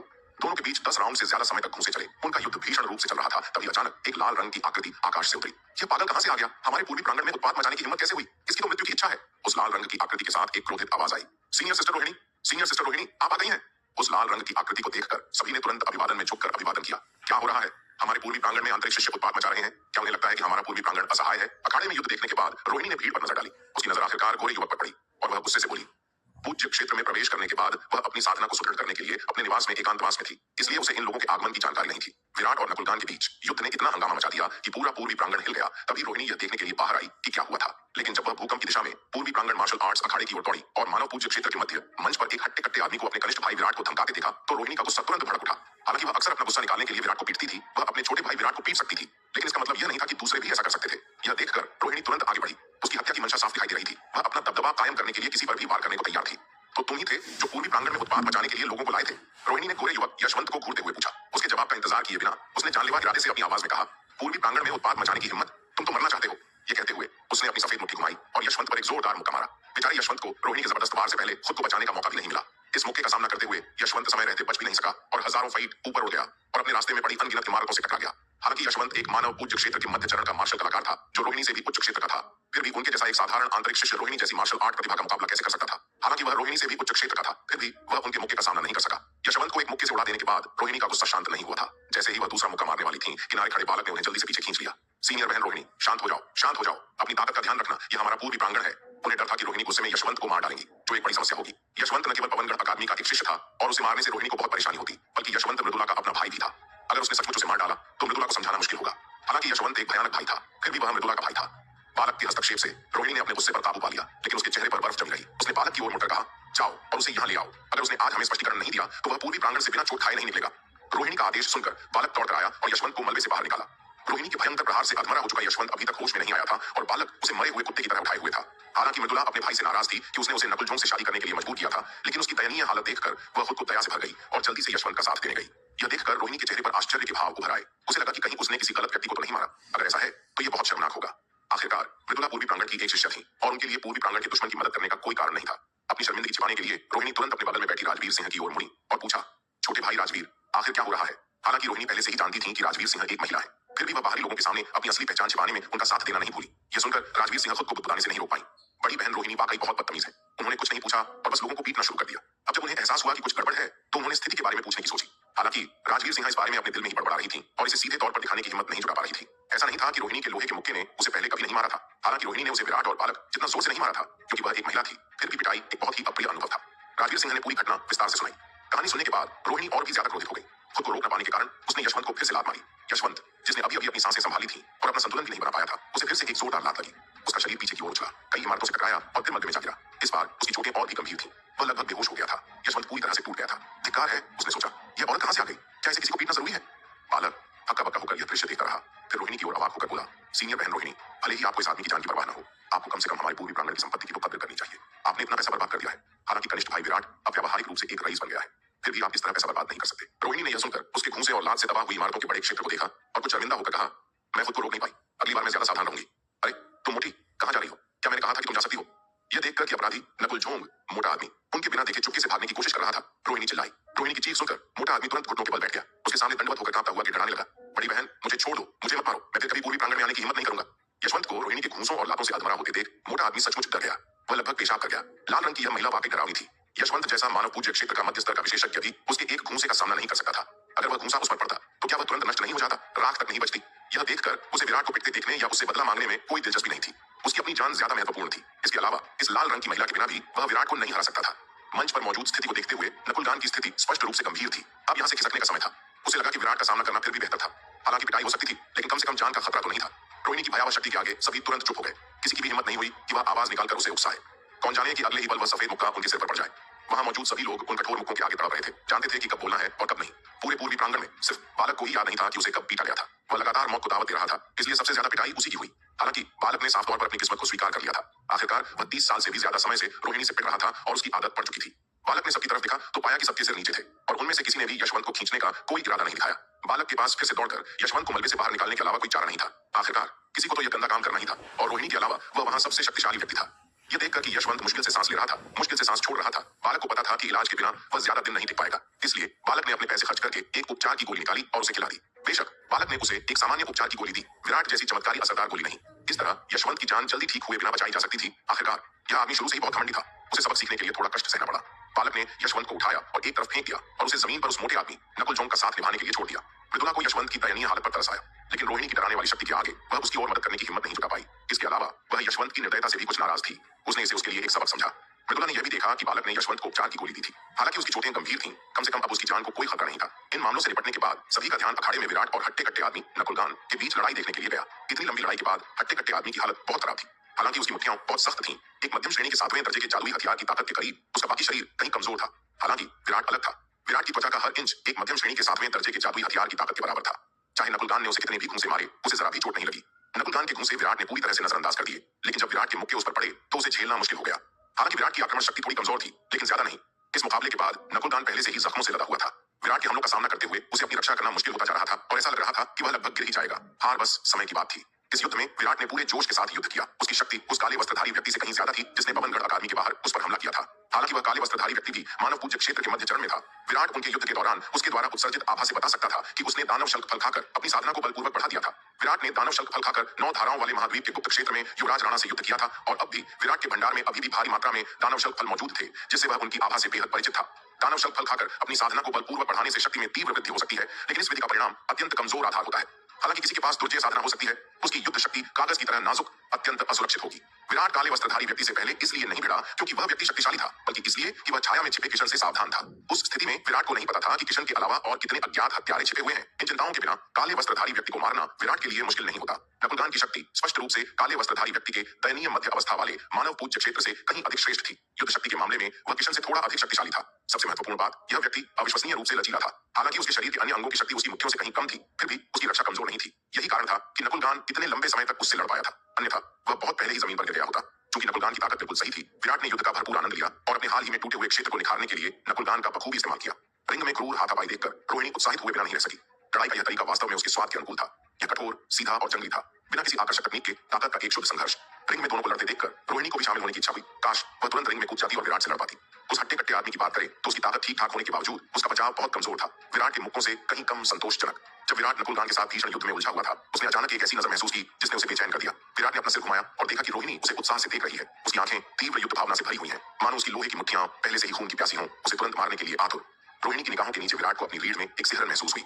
उसने तुरंत नकुलगान से लड़ना बंद कर दिया और युद्ध ड्रैगन मुट्ठी का तीसरा स्तर सक्रिय कर दिया। उसकी मुट्ठी की तीव्रता एक विशाल नदी की तरह उमड़ पड़ी और इस शक्तिशाली मुट्ठी की तीव्रता से बना एक ड्रैगन के आकार का प्रेत दहाड़ता हुआ नकुलगान की ओर झपटा।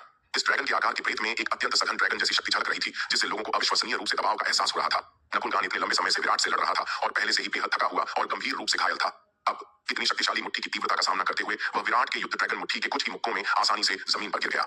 अपने सबसे कुशल आक्रमण पद्धति का उपयोग करके अपने प्रतिद्वंद्वी से पराजित नकुलगान ने पूरे दिल से हार स्वीकार कर ली। इस युद्ध में विराट ने पूरी ताकत से जीत हासिल की थी, जिससे आलोचना की कोई गुंजाइश नहीं बची थी। विराट से हारने के बाद नकुलगान को उसके प्रति कोई नाराजगी नहीं हुई, बल्कि उसके मन में विराट के लिए गहरा सम्मान था। नकुलझोंग, मोटे और नकुलगान हट्टे कट्टे की पिटाई करने के बाद विराट ने उन्हें पूर्वी प्रांगण से बाहर निकाल दिया और उनके अनुयायियों से उन्हें वापस ले जाने को कहा। विराट ने शुरू में उनसे उनके कीमती सामान छीनने का इरादा किया था, लेकिन अब जब वह अमीर और शक्तिशाली हो गया था तो उसे उनके जर्जर सामान में कोई दिलचस्पी नहीं थी और उसने उन्हें बस दफा हो जाने को कहा। नकुलझोंग और नकुलगान से निपटने के बाद समूह ने इस बदमाश यशवंत को आंकना शुरू कर दिया। आखिरकार वह मृदुला का अपना भाई था, फिर भी उसने अपनी बहन को मजबूर करने में दूसरों की मदद की थी। यह पूरी तरह से अमानवीय था। रोहिणी, राजवीर सिंह और बाकी सभी इस बात से नाराज थे। उन्होंने यशवंत को ऊपर से घेर लिया और ऐसा लग रहा था कि वे उसे छोड़ने का कोई इरादा नहीं रखते थे। खासकर रोहिणी, जब भी उसकी नजर यशवंत पर पड़ती तो उसे मारने की इच्छा होती और कई बार वह उसे फिर से मारने से खुद को रोक नहीं पाती थी। जब यशवंत ने ऊपर देखा और उन ठंडी बर्फीली निगाहों को देखा तो उसे लगा जैसे वह किसी बर्फ की गुफा में गिर गया हो और उसका पूरा शरीर बेकाबू होकर कांप उठा। वह अंदर ही अंदर कराह रहा था। कौन जानता था कि पूर्वी प्रांगण में एक साधारण बाहरी संप्रदाय की सदस्य इतनी निर्दयी होगी। रोहिणी तो ठीक थी, कम से कम वह एक पूज्य क्षेत्र की मार्शल कलाकार तो थी, लेकिन विराट जो एक साधारण दिव्य गहन क्षेत्र की मध्य अवस्था की चींटी थी, वास्तव में नकुलगान को सीधे हराने में कामयाब रहा था। यह सोचकर ही डर लगता था, क्या ये लोग इंसान भी थे? ये सब संकी थे। अगर उसे पता होता कि यह मिशन इतना मुश्किल होगा तो वह कभी इस झंझट में न पड़ता। यशवंत कांपते हुए बोला, यह मेरी गलती नहीं है, मैंने यह शादी तय नहीं की, यह मेरे पिता ने तय किया था। वापस जाओ और अपने पिता से कहो कि इस शादी को रद्द कर दें। क्या वह अंधे हैं या बूढ़े? वह मोटा आदमी नकुलझोंग साफ तौर पर बेकार है। क्या वह सचमुच अपनी बेटी को इस तरह आपके गड्ढे में धकेल रहा है? रोहिणी ने उसे घूर कर देखा। यह सुनकर यशवंत ने कड़वे भाव से कहा, मैं यह फैसला कैसे कर सकता हूँ? इसके अलावा हमारे यश परिवार की वर्तमान स्थिति को देखते हुए अगर हम नकुल परिवार के साथ शादी के लिए सहमत नहीं होते हैं तो हम पवनगढ़ शाही शहर में जीवित भी नहीं रह पाएंगे। अगर ऐसा हुआ तो यश परिवार के बड़े बुजुर्ग मृदुला की मां को भी दोषी ठहराएंगे। मृदुला, तुम ऐसा नहीं चाहती हो, है ना? यशवंत ने मृदुला की ओर देखा और यह कहा। यह सुनकर मृदुला का सुंदर चेहरा पीला पड़ गया और उसका नाजुक शरीर थोड़ा कांप उठा। हालांकि वह और यशवंत भाई बहन थे, लेकिन उनकी मां एक नहीं थी। यशवंत का जन्म यश परिवार के मुखिया यशपाल की पत्नी, उनकी प्रमुख पत्नी से हुआ था, जबकि उनकी मां यशपाल की उपपत्नी थी। उपपत्नी की बेटी होने के नाते यश परिवार में उनका दर्जा कम था और उन्हें ज्यादा सम्मान नहीं मिलता था। जब नकुलझोंग, मोटे ने यश परिवार के सामने शादी का प्रस्ताव रखा तो उनके पिता बिना किसी हिचकिचाहट के मान गए। नकुल परिवार के साथ विवाह के लिए उपपत्नी की बेटी का इस्तेमाल करना यश परिवार के लिए एक ऐसी बात थी जिसकी वे कामना नहीं कर सकते थे, तो यशपाल को भला कैसे आपत्ति हो सकती थी। सिर झुकाए एक लंबी चुप्पी के बाद मृदुला ने आखिरकार यशवंत की ओर देखा और कहा, ठीक है, मैं तुम्हारे साथ वापस चलती हूँ। यशवंत बहुत खुश हुआ और बोला, ये मेरी अच्छी बहन है। लेकिन जैसे ही उसने बोलना समाप्त किया, उसे तेज दर्द हुआ और फिर से लात मारी गई, जिससे वह एक बार फिर से उछल पड़ा। बहन मृदुला, आप कैसी मूर्खतापूर्ण बातें कर रही हैं? आपको पता है कि यह आग का गड्ढा है, फिर भी आप इसमें कूद रही हैं। रोहिणी ने मृदुला की ओर देखते हुए गुस्से से कहा। मृदुला की नजर सब पर पड़ी और अंत में उसने उन्हें प्रणाम किया। आपने जो परवाह की है उसके लिए मैं तहे दिल से आभारी हूँ, लेकिन कृपया बड़े भाई बहनों इस मामले में दखल न दें। वह अपने क्षणिक आवेग के कारण अपनी मां को कष्ट नहीं पहुंचाना चाहती थी, न ही वह अपने कार्यों से पूर्वी आंगन में अराजकता फैलाना चाहती थी। पूर्वी आंगन में पिछले 6 महीने शांति से बिताकर वह पहले से ही बहुत संतुष्ट थी। यश परिवार में उसे ज्यादा गर्मजोशी महसूस नहीं हुई थी, लेकिन पूर्वी आंगन में उसे घर जैसा एहसास हुआ।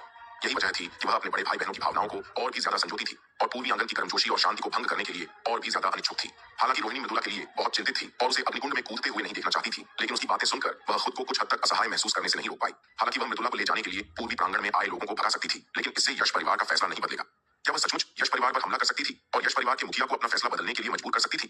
हालांकि रोहिणी ने कुछ लापरवाही बरती और उसका स्वभाव थोड़ा अस्थिर था। वह कोई नासमझ बेवकूफ नहीं थी। वह जानती थी कि इस तरह की समस्या का समाधान इतना आसान नहीं है। अपनी ताकत के बल पर वह अकेले पूरे यश परिवार को उखाड़ फेंकने में सक्षम नहीं थी। भले ही उसके पास वास्तव में इतनी ताकत हो, वह लापरवाही से काम नहीं कर सकती थी। आखिरकार पवनगढ़ राजवंश पवन परिवार का था और कई चीजों को अभी भी सतही तौर पर कानूनों और नियमों का पालन करना पड़ता था। हालांकि यश परिवार पवनगढ़ शाही शहर के 5 महान परिवारों से बहुत कमतर है, फिर भी यह शहर के भीतर एक बड़ा परिवार है। जब तक किसी की ताकत उस बिंदु तक नहीं पहुंच जाती जहां वह नियमों की अवहेलना कर सके, कोई भी ऐसे शक्तिशाली परिवार को नष्ट करने की हिम्मत नहीं करता। पवनगढ़ राज परिवार के 5वें राजकुमार जैसे कुलीन सदस्य को भी जब पवनगढ़ शाही शहर के बाहर अपने नापसंद संप्रदायों को खत्म करने की कोशिश करनी होती है, तो उसे खुले तौर पर काम करने के बजाय डाकू समूहों पर निर्भर रहना पड़ता है।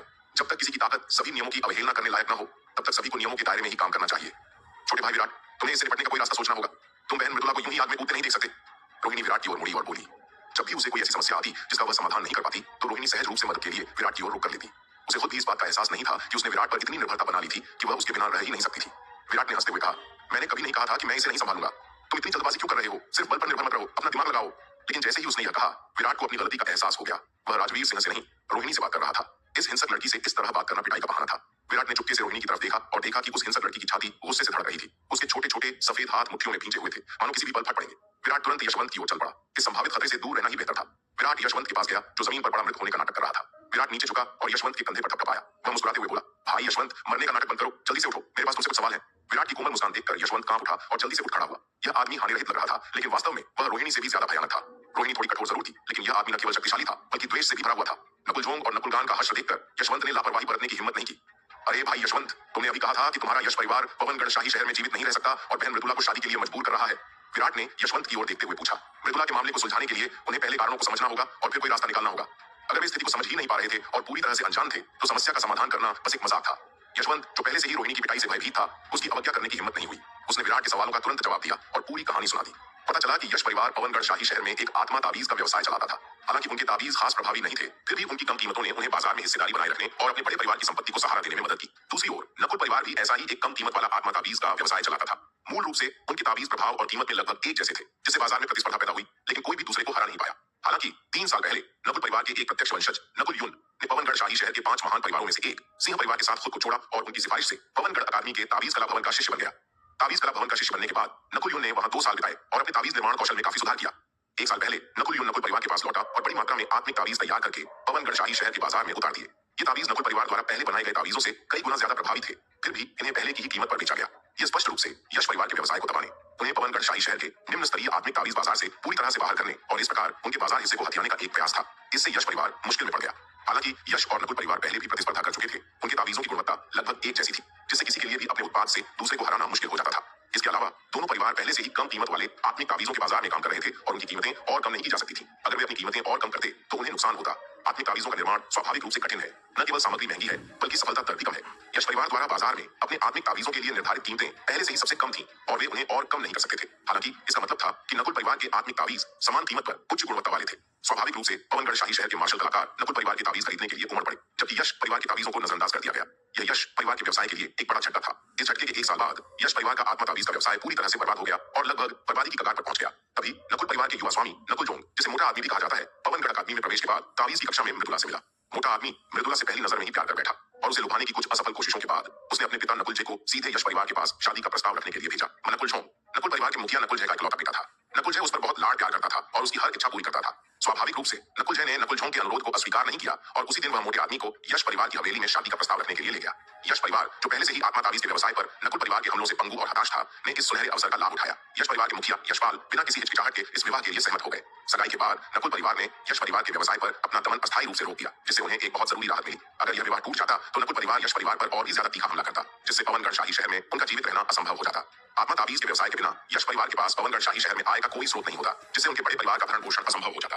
उन्हें अनिवार्य रूप से पवनगढ़ शाही शहर छोड़कर कहीं और नई आजीविका की तलाश करने के लिए मजबूर होना पड़ता। लेकिन यह परिणाम यश परिवार को लगभग अस्वीकार्य था। आखिरकार यश परिवार पवनगढ़ राजवंश में एक प्रथम श्रेणी की शक्ति था। इस अपमानजनक तरीके से पवनगढ़ शाही शहर छोड़ने के लिए मजबूर होना वाकई शर्मनाक था। इसके अलावा पवनगढ़ शाही शहर छोड़ने के बाद यश परिवार का पतन तय था, क्योंकि पवनगढ़ राजवंश के अन्य हिस्सों के संसाधन शाही शहर की तुलना में बहुत कम थे। अपनी बात कहने के बाद यशवंत ने बेबसी से कहा, अब तुम्हें यश परिवार की मुश्किल समझ आ रही है ना? मैं अपनी बहन को अग्निकुंड में नहीं डालना चाहता था, लेकिन हालात ने मुझे मजबूर कर दिया, इसलिए मेरे पास कोई चारा नहीं था। यशवंत की बातें सुनकर भीड़ ने उसके प्रति अपनी घृणा नहीं छोड़ी। हालांकि उसने परिस्थितियों के आगे मजबूर होने का दावा किया, लेकिन उसके विभिन्न कार्यों से यह स्पष्ट था कि उसे अपनी बहन की ज्यादा परवाह नहीं थी। यशवंत की बातें सुनकर विराट ने तुरंत उससे कहा, क्या ऐसा नहीं है कि तुम्हारा यश परिवार आत्मा ताबीज के कारोबार में नकुल परिवार का मुकाबला नहीं कर सकता? यह हल करना आसान है। मुझे अपने यश परिवार के पास ले चलो और मैं इस मामले को सुलझाने में तुम्हारी मदद करूंगा। अगर कोई और बात होती तो विराट इतना बड़ा वादा करने की हिम्मत न करता, लेकिन जब ताबीजों की बात आती है तो यह उसकी विशेषता है। ताबीजों के समूह के प्रमुख गुरु ज्ञान भी अब उसके शिष्य हैं। पूरे पवनगढ़ राजवंश में कौन यह कहने की हिम्मत कर सकता है कि वह ताबीजों की कला में उससे आगे निकल सकता है? विराट के शब्द सुनकर यशवंत के चेहरे पर थोड़ी झिझक दिखाई दी। तुम इस मामले को सुलझाने में हमारी मदद करोगे? मुझे आश्चर्य है कि युवा गुरु विराट इसे कैसे सुलझाएंगे। हालांकि विराट की ताकत काफी है, लेकिन यह इस बात का मामला नहीं है कि किसकी मुट्ठी सबसे मजबूत है। इसके अलावा विराट ताकतवर तो है, लेकिन वह इतना शक्तिशाली नहीं है कि दोनों महान परिवारों को प्रभावित कर सके। यह ध्यान देने योग्य है कि नकुल परिवार और यश परिवार दोनों ही पवनगढ़ राजवंश में प्रथम श्रेणी की ताकतें हैं और उनमें से सबसे उत्कृष्ट हैं। इन दो प्रमुख परिवारों की तुलना में विराट की ताकत अभी भी पर्याप्त नहीं है। बस रास्ता दिखाओ, इतनी सांसें क्यों बर्बाद कर रहे हो? यशवंत के अनिर्णायक व्यवहार को देखकर रोहिणी ने उसे घूरा और छल्ला कर कहा। यशवंत अनजाने में पीछे हट गया, लगभग डर के मारे भीग गया। वह रोहिणी से सचमुच डर गया था। उसने पहले कभी इतनी हिंसक महिला का सामना नहीं किया था, जो जरा सी भी बात पर हिंसा पर उतर आती है। यह वाकई बहुत भयानक था। रोहिणी की दमनकारी शक्ति के अधीन यशवंत ने अवज्ञा करने की हिम्मत नहीं की और केवल पवनगढ़ अकादमी के बाहर की ओर रास्ता दिखा सका। मृदुला कुछ कहना चाहती थी, लेकिन भानुमति ने धीरे से उसका हाथ पकड़ लिया और उसका सिर हिला दिया। यह देखकर मृदुला ने अपने होंठ काटे, एक पल के लिए झिझकी और अंततः चुप रही। लेकिन वह सभी के कार्यों से बहुत प्रभावित थी। वह वहां किसी को नहीं जानती थी। वह केवल विराट के साथ रहने के लिए पूर्वी प्रांगण में आई थी।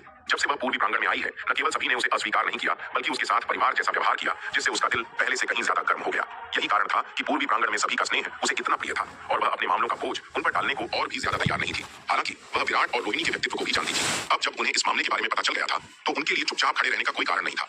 अगर वह अभी बोलती और उन्हें हस्तक्षेप करने से रोकने के लिए कुछ कहती, तो यह निराशाजनक होता। वह बस अपने दिल में उनकी दयालुता को याद कर सकती थी, भविष्य में उनका बदला चुकाने की उम्मीद में।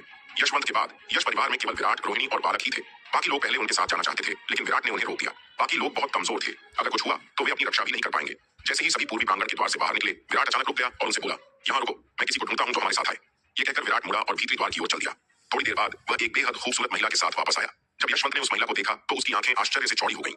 ये कैसे हो सकता है? विराट उसे कैसे पा सकता है? जैसे ही महिला पास आई, यशवंत तेजी से विराट को छोड़कर उस महिला के पास पहुंचा और झुककर विनम्रता से कहा, कनिष्ठ भाई यशवंत, सीनियर बहन गुरु गरिमा का अभिवादन करते हैं।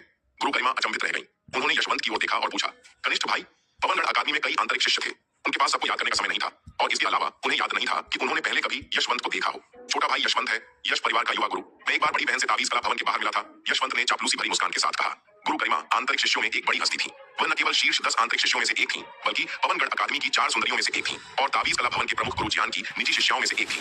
गुरु ज्ञान का निजी शिष्य होना नकुल यून जैसे नाम मात्र के शिष्य की तुलना से कहीं बढ़कर था।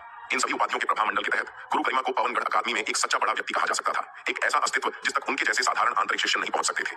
यशवंत ने कभी सोचा भी नहीं था कि वह एक दिन पवनगढ़ अकादमी की इस महान देवी के इतने करीब होगा। अगर गुरु गरिमा उनसे बस एक शब्द भी कहते थे तो वह खुश हो जाता। यशवंत की बातें सुनकर गुरु गरिमा ने बस एक उदासीन ओ कहा। पवनगढ़ शाही शहर के 5 महान परिवारों के युवा स्वामियों के सामने भी गुरु गरिमा को जरा भी परवाह नहीं थी। यश परिवार के उस युवा स्वामी की तो बात ही छोड़ दीजिए, जिसके बारे में उसने कभी सुना भी नहीं था। विराट के पीछे वह सिर्फ इसलिए गई थी क्योंकि वह उसका गुरु था। वह उसके आदेशों की अवहेलना नहीं कर सकती थी।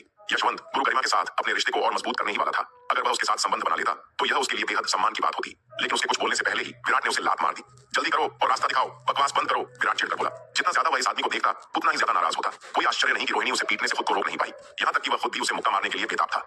यशवंत शुरू में गुरु गरिमा के सामने सख्ती दिखाना चाहता था और अपना मर्दाना अंदाज दिखाना चाहता था, लेकिन जब उसकी नजर रोहिणी की ठंडी निगाहों से मिली तो वह कांप उठा और एक शब्द भी बोलने की हिम्मत न जुटा पाया और आज्ञाकारी ढंग से आगे बढ़ता रहा। महाराज, आप मुझसे क्या चाहते हैं? गुरु गरिमा ने टेलीपैथी के जरिए विराट से लाचारी से पूछा।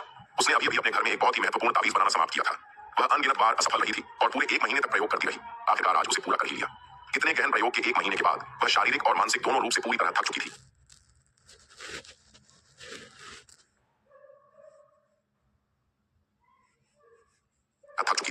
जैसे ही वह आराम करने के लिए नहाने जा रही थी, विराट अंदर घुस आया। सौभाग्य से उसने अभी तक पूरी तरह से कपड़े नहीं उतारे थे, वरना विराट उसे नंगी देख लेता। अगर कोई और उसके कमरे में इतनी बेरुखी से घुसने की हिम्मत करता तो शायद वह उसे अपंग बना देती।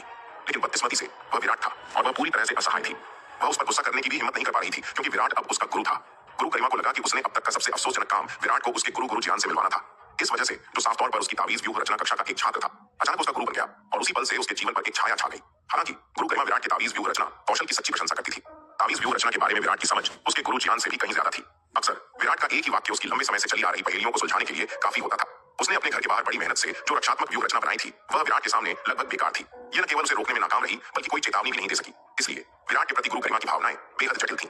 वह इस अभूतपूर्व तावीज श्रृंगार प्रतिभा की बेहद प्रशंसा करती थी, लेकिन उसे इस बात पर बेहद अटपटा भी लग रहा था कि एक युवा जो उससे भी कम उम्र का था उसका ग्रैंड मास्टर बन जाए। गुरु गरिमा को बाहर लगाए गए अपने भव्य सुरक्षा व्यू पर बहुत आत्मविश्वास था, इसीलिए उसने इतनी आसानी से अपनी सतर्कता कम कर दी थी और उसे तब पता चला जब विराट उसके कमरे में घुस आया। इतने सवाल क्यों पूछ रही हो, समय आने पर पता चल जाएगा, विराट ने सख्ती से कहा। दरअसल जब विराट गुरु गरिमा के कमरे में घुसा तो उसने सोचा भी नहीं था कि वह नहाने की तैयारी कर रही होगी। वह इस स्थिति से काफी शर्मिंदा था। विराट हैरान था, क्या यह औरत पागल हो गई है? दिन के उजाले में नहाने की क्या जरूरत थी? और अगर वह नहाना भी चाहती थी तो उसे दरवाजा बंद कर लेना चाहिए था। गुरु गरिमा ने विराट की बुदबुदाहट सुनी और लगभग इतना गुस्सा हो गया कि उसे बाहर निकाल देना चाहती थी। आंगन के बाहर उसने जो भव्य व्यू बनाया था वह सबसे अच्छा प्रवेश द्वार था। वह स्पष्ट रूप से पूरी तरह से सक्रिय था। कौन जानता था कि यह आदमी इतना राक्षसी होगा, बिना कोई आवाज किए व्यू में घुस जाएगा। यहाँ तक कि उसके गुरुजियान भी उस भव्य संरचना से इतनी खामोशी से नहीं गुजर सकते थे। हालांकि गुरुजियान आसानी से उसकी संरचना को तोड़ सकते थे, लेकिन वे उसे इस प्रक्रिया के दौरान सचेत जरूर करते, बिना आवाज किए नहीं जाते। उसके सामने खड़ा यह शैतान ही उसकी संरचना को बेकार कर सकता था। उसके कपड़े पहनने के बाद विराट ने कहा कि उसे उससे बात करनी है, बिना यह बताए कि वह क्या चाहता है। बस उसे साथ चलने के लिए कहा। कुछ देर तक यह सब सहने के बाद अब गुरु गरिमा आखिरकार खुद को रोक नहीं पाई और पूछ ही लिया और उसे विराट का जवाब मिला। अगर यह आदमी उसका महागुरु न होता तो गुरु गरिमा उसे लात मारकर मार डालती। पवनगढ़ अकादमी में बिताए अपने इतने सालों में किसी ने भी उसके साथ ऐसा व्यवहार नहीं किया था।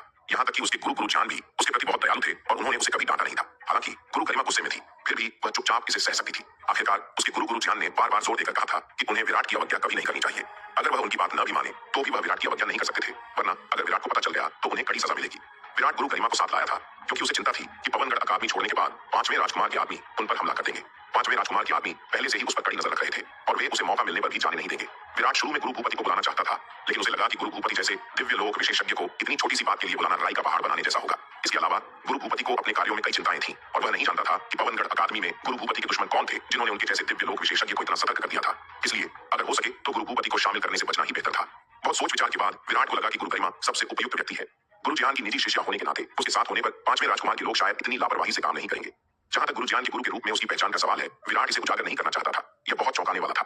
अगर गुरु ज्ञान के साथ उसके रिश्ते का खुलासा हो जाता तो इससे किसी में डर नहीं लगता, बल्कि और भी शक्तिशाली दुश्मन उसकी हत्या करने के लिए आकर्षित होते।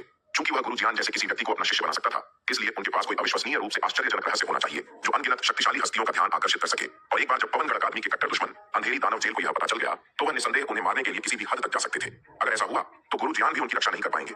इसलिए विराट गुरु ज्ञान के गुरु होने के अपने दर्जे को ढाल की तरह इस्तेमाल नहीं करेगा। इसके बजाय वह इस राज की सख्ती से रक्षा करेगा और इसे कभी भी उजागर नहीं होने देगा। इसीलिए विराट ने गुरु गरिमा और किरण को खुलेआम उसे महागुरु कहने से सख्त मना किया था और उन्हें केवल दूर संवेदी संचार के जरिए गुप्त रूप से ऐसा करने की इजाजत दी थी।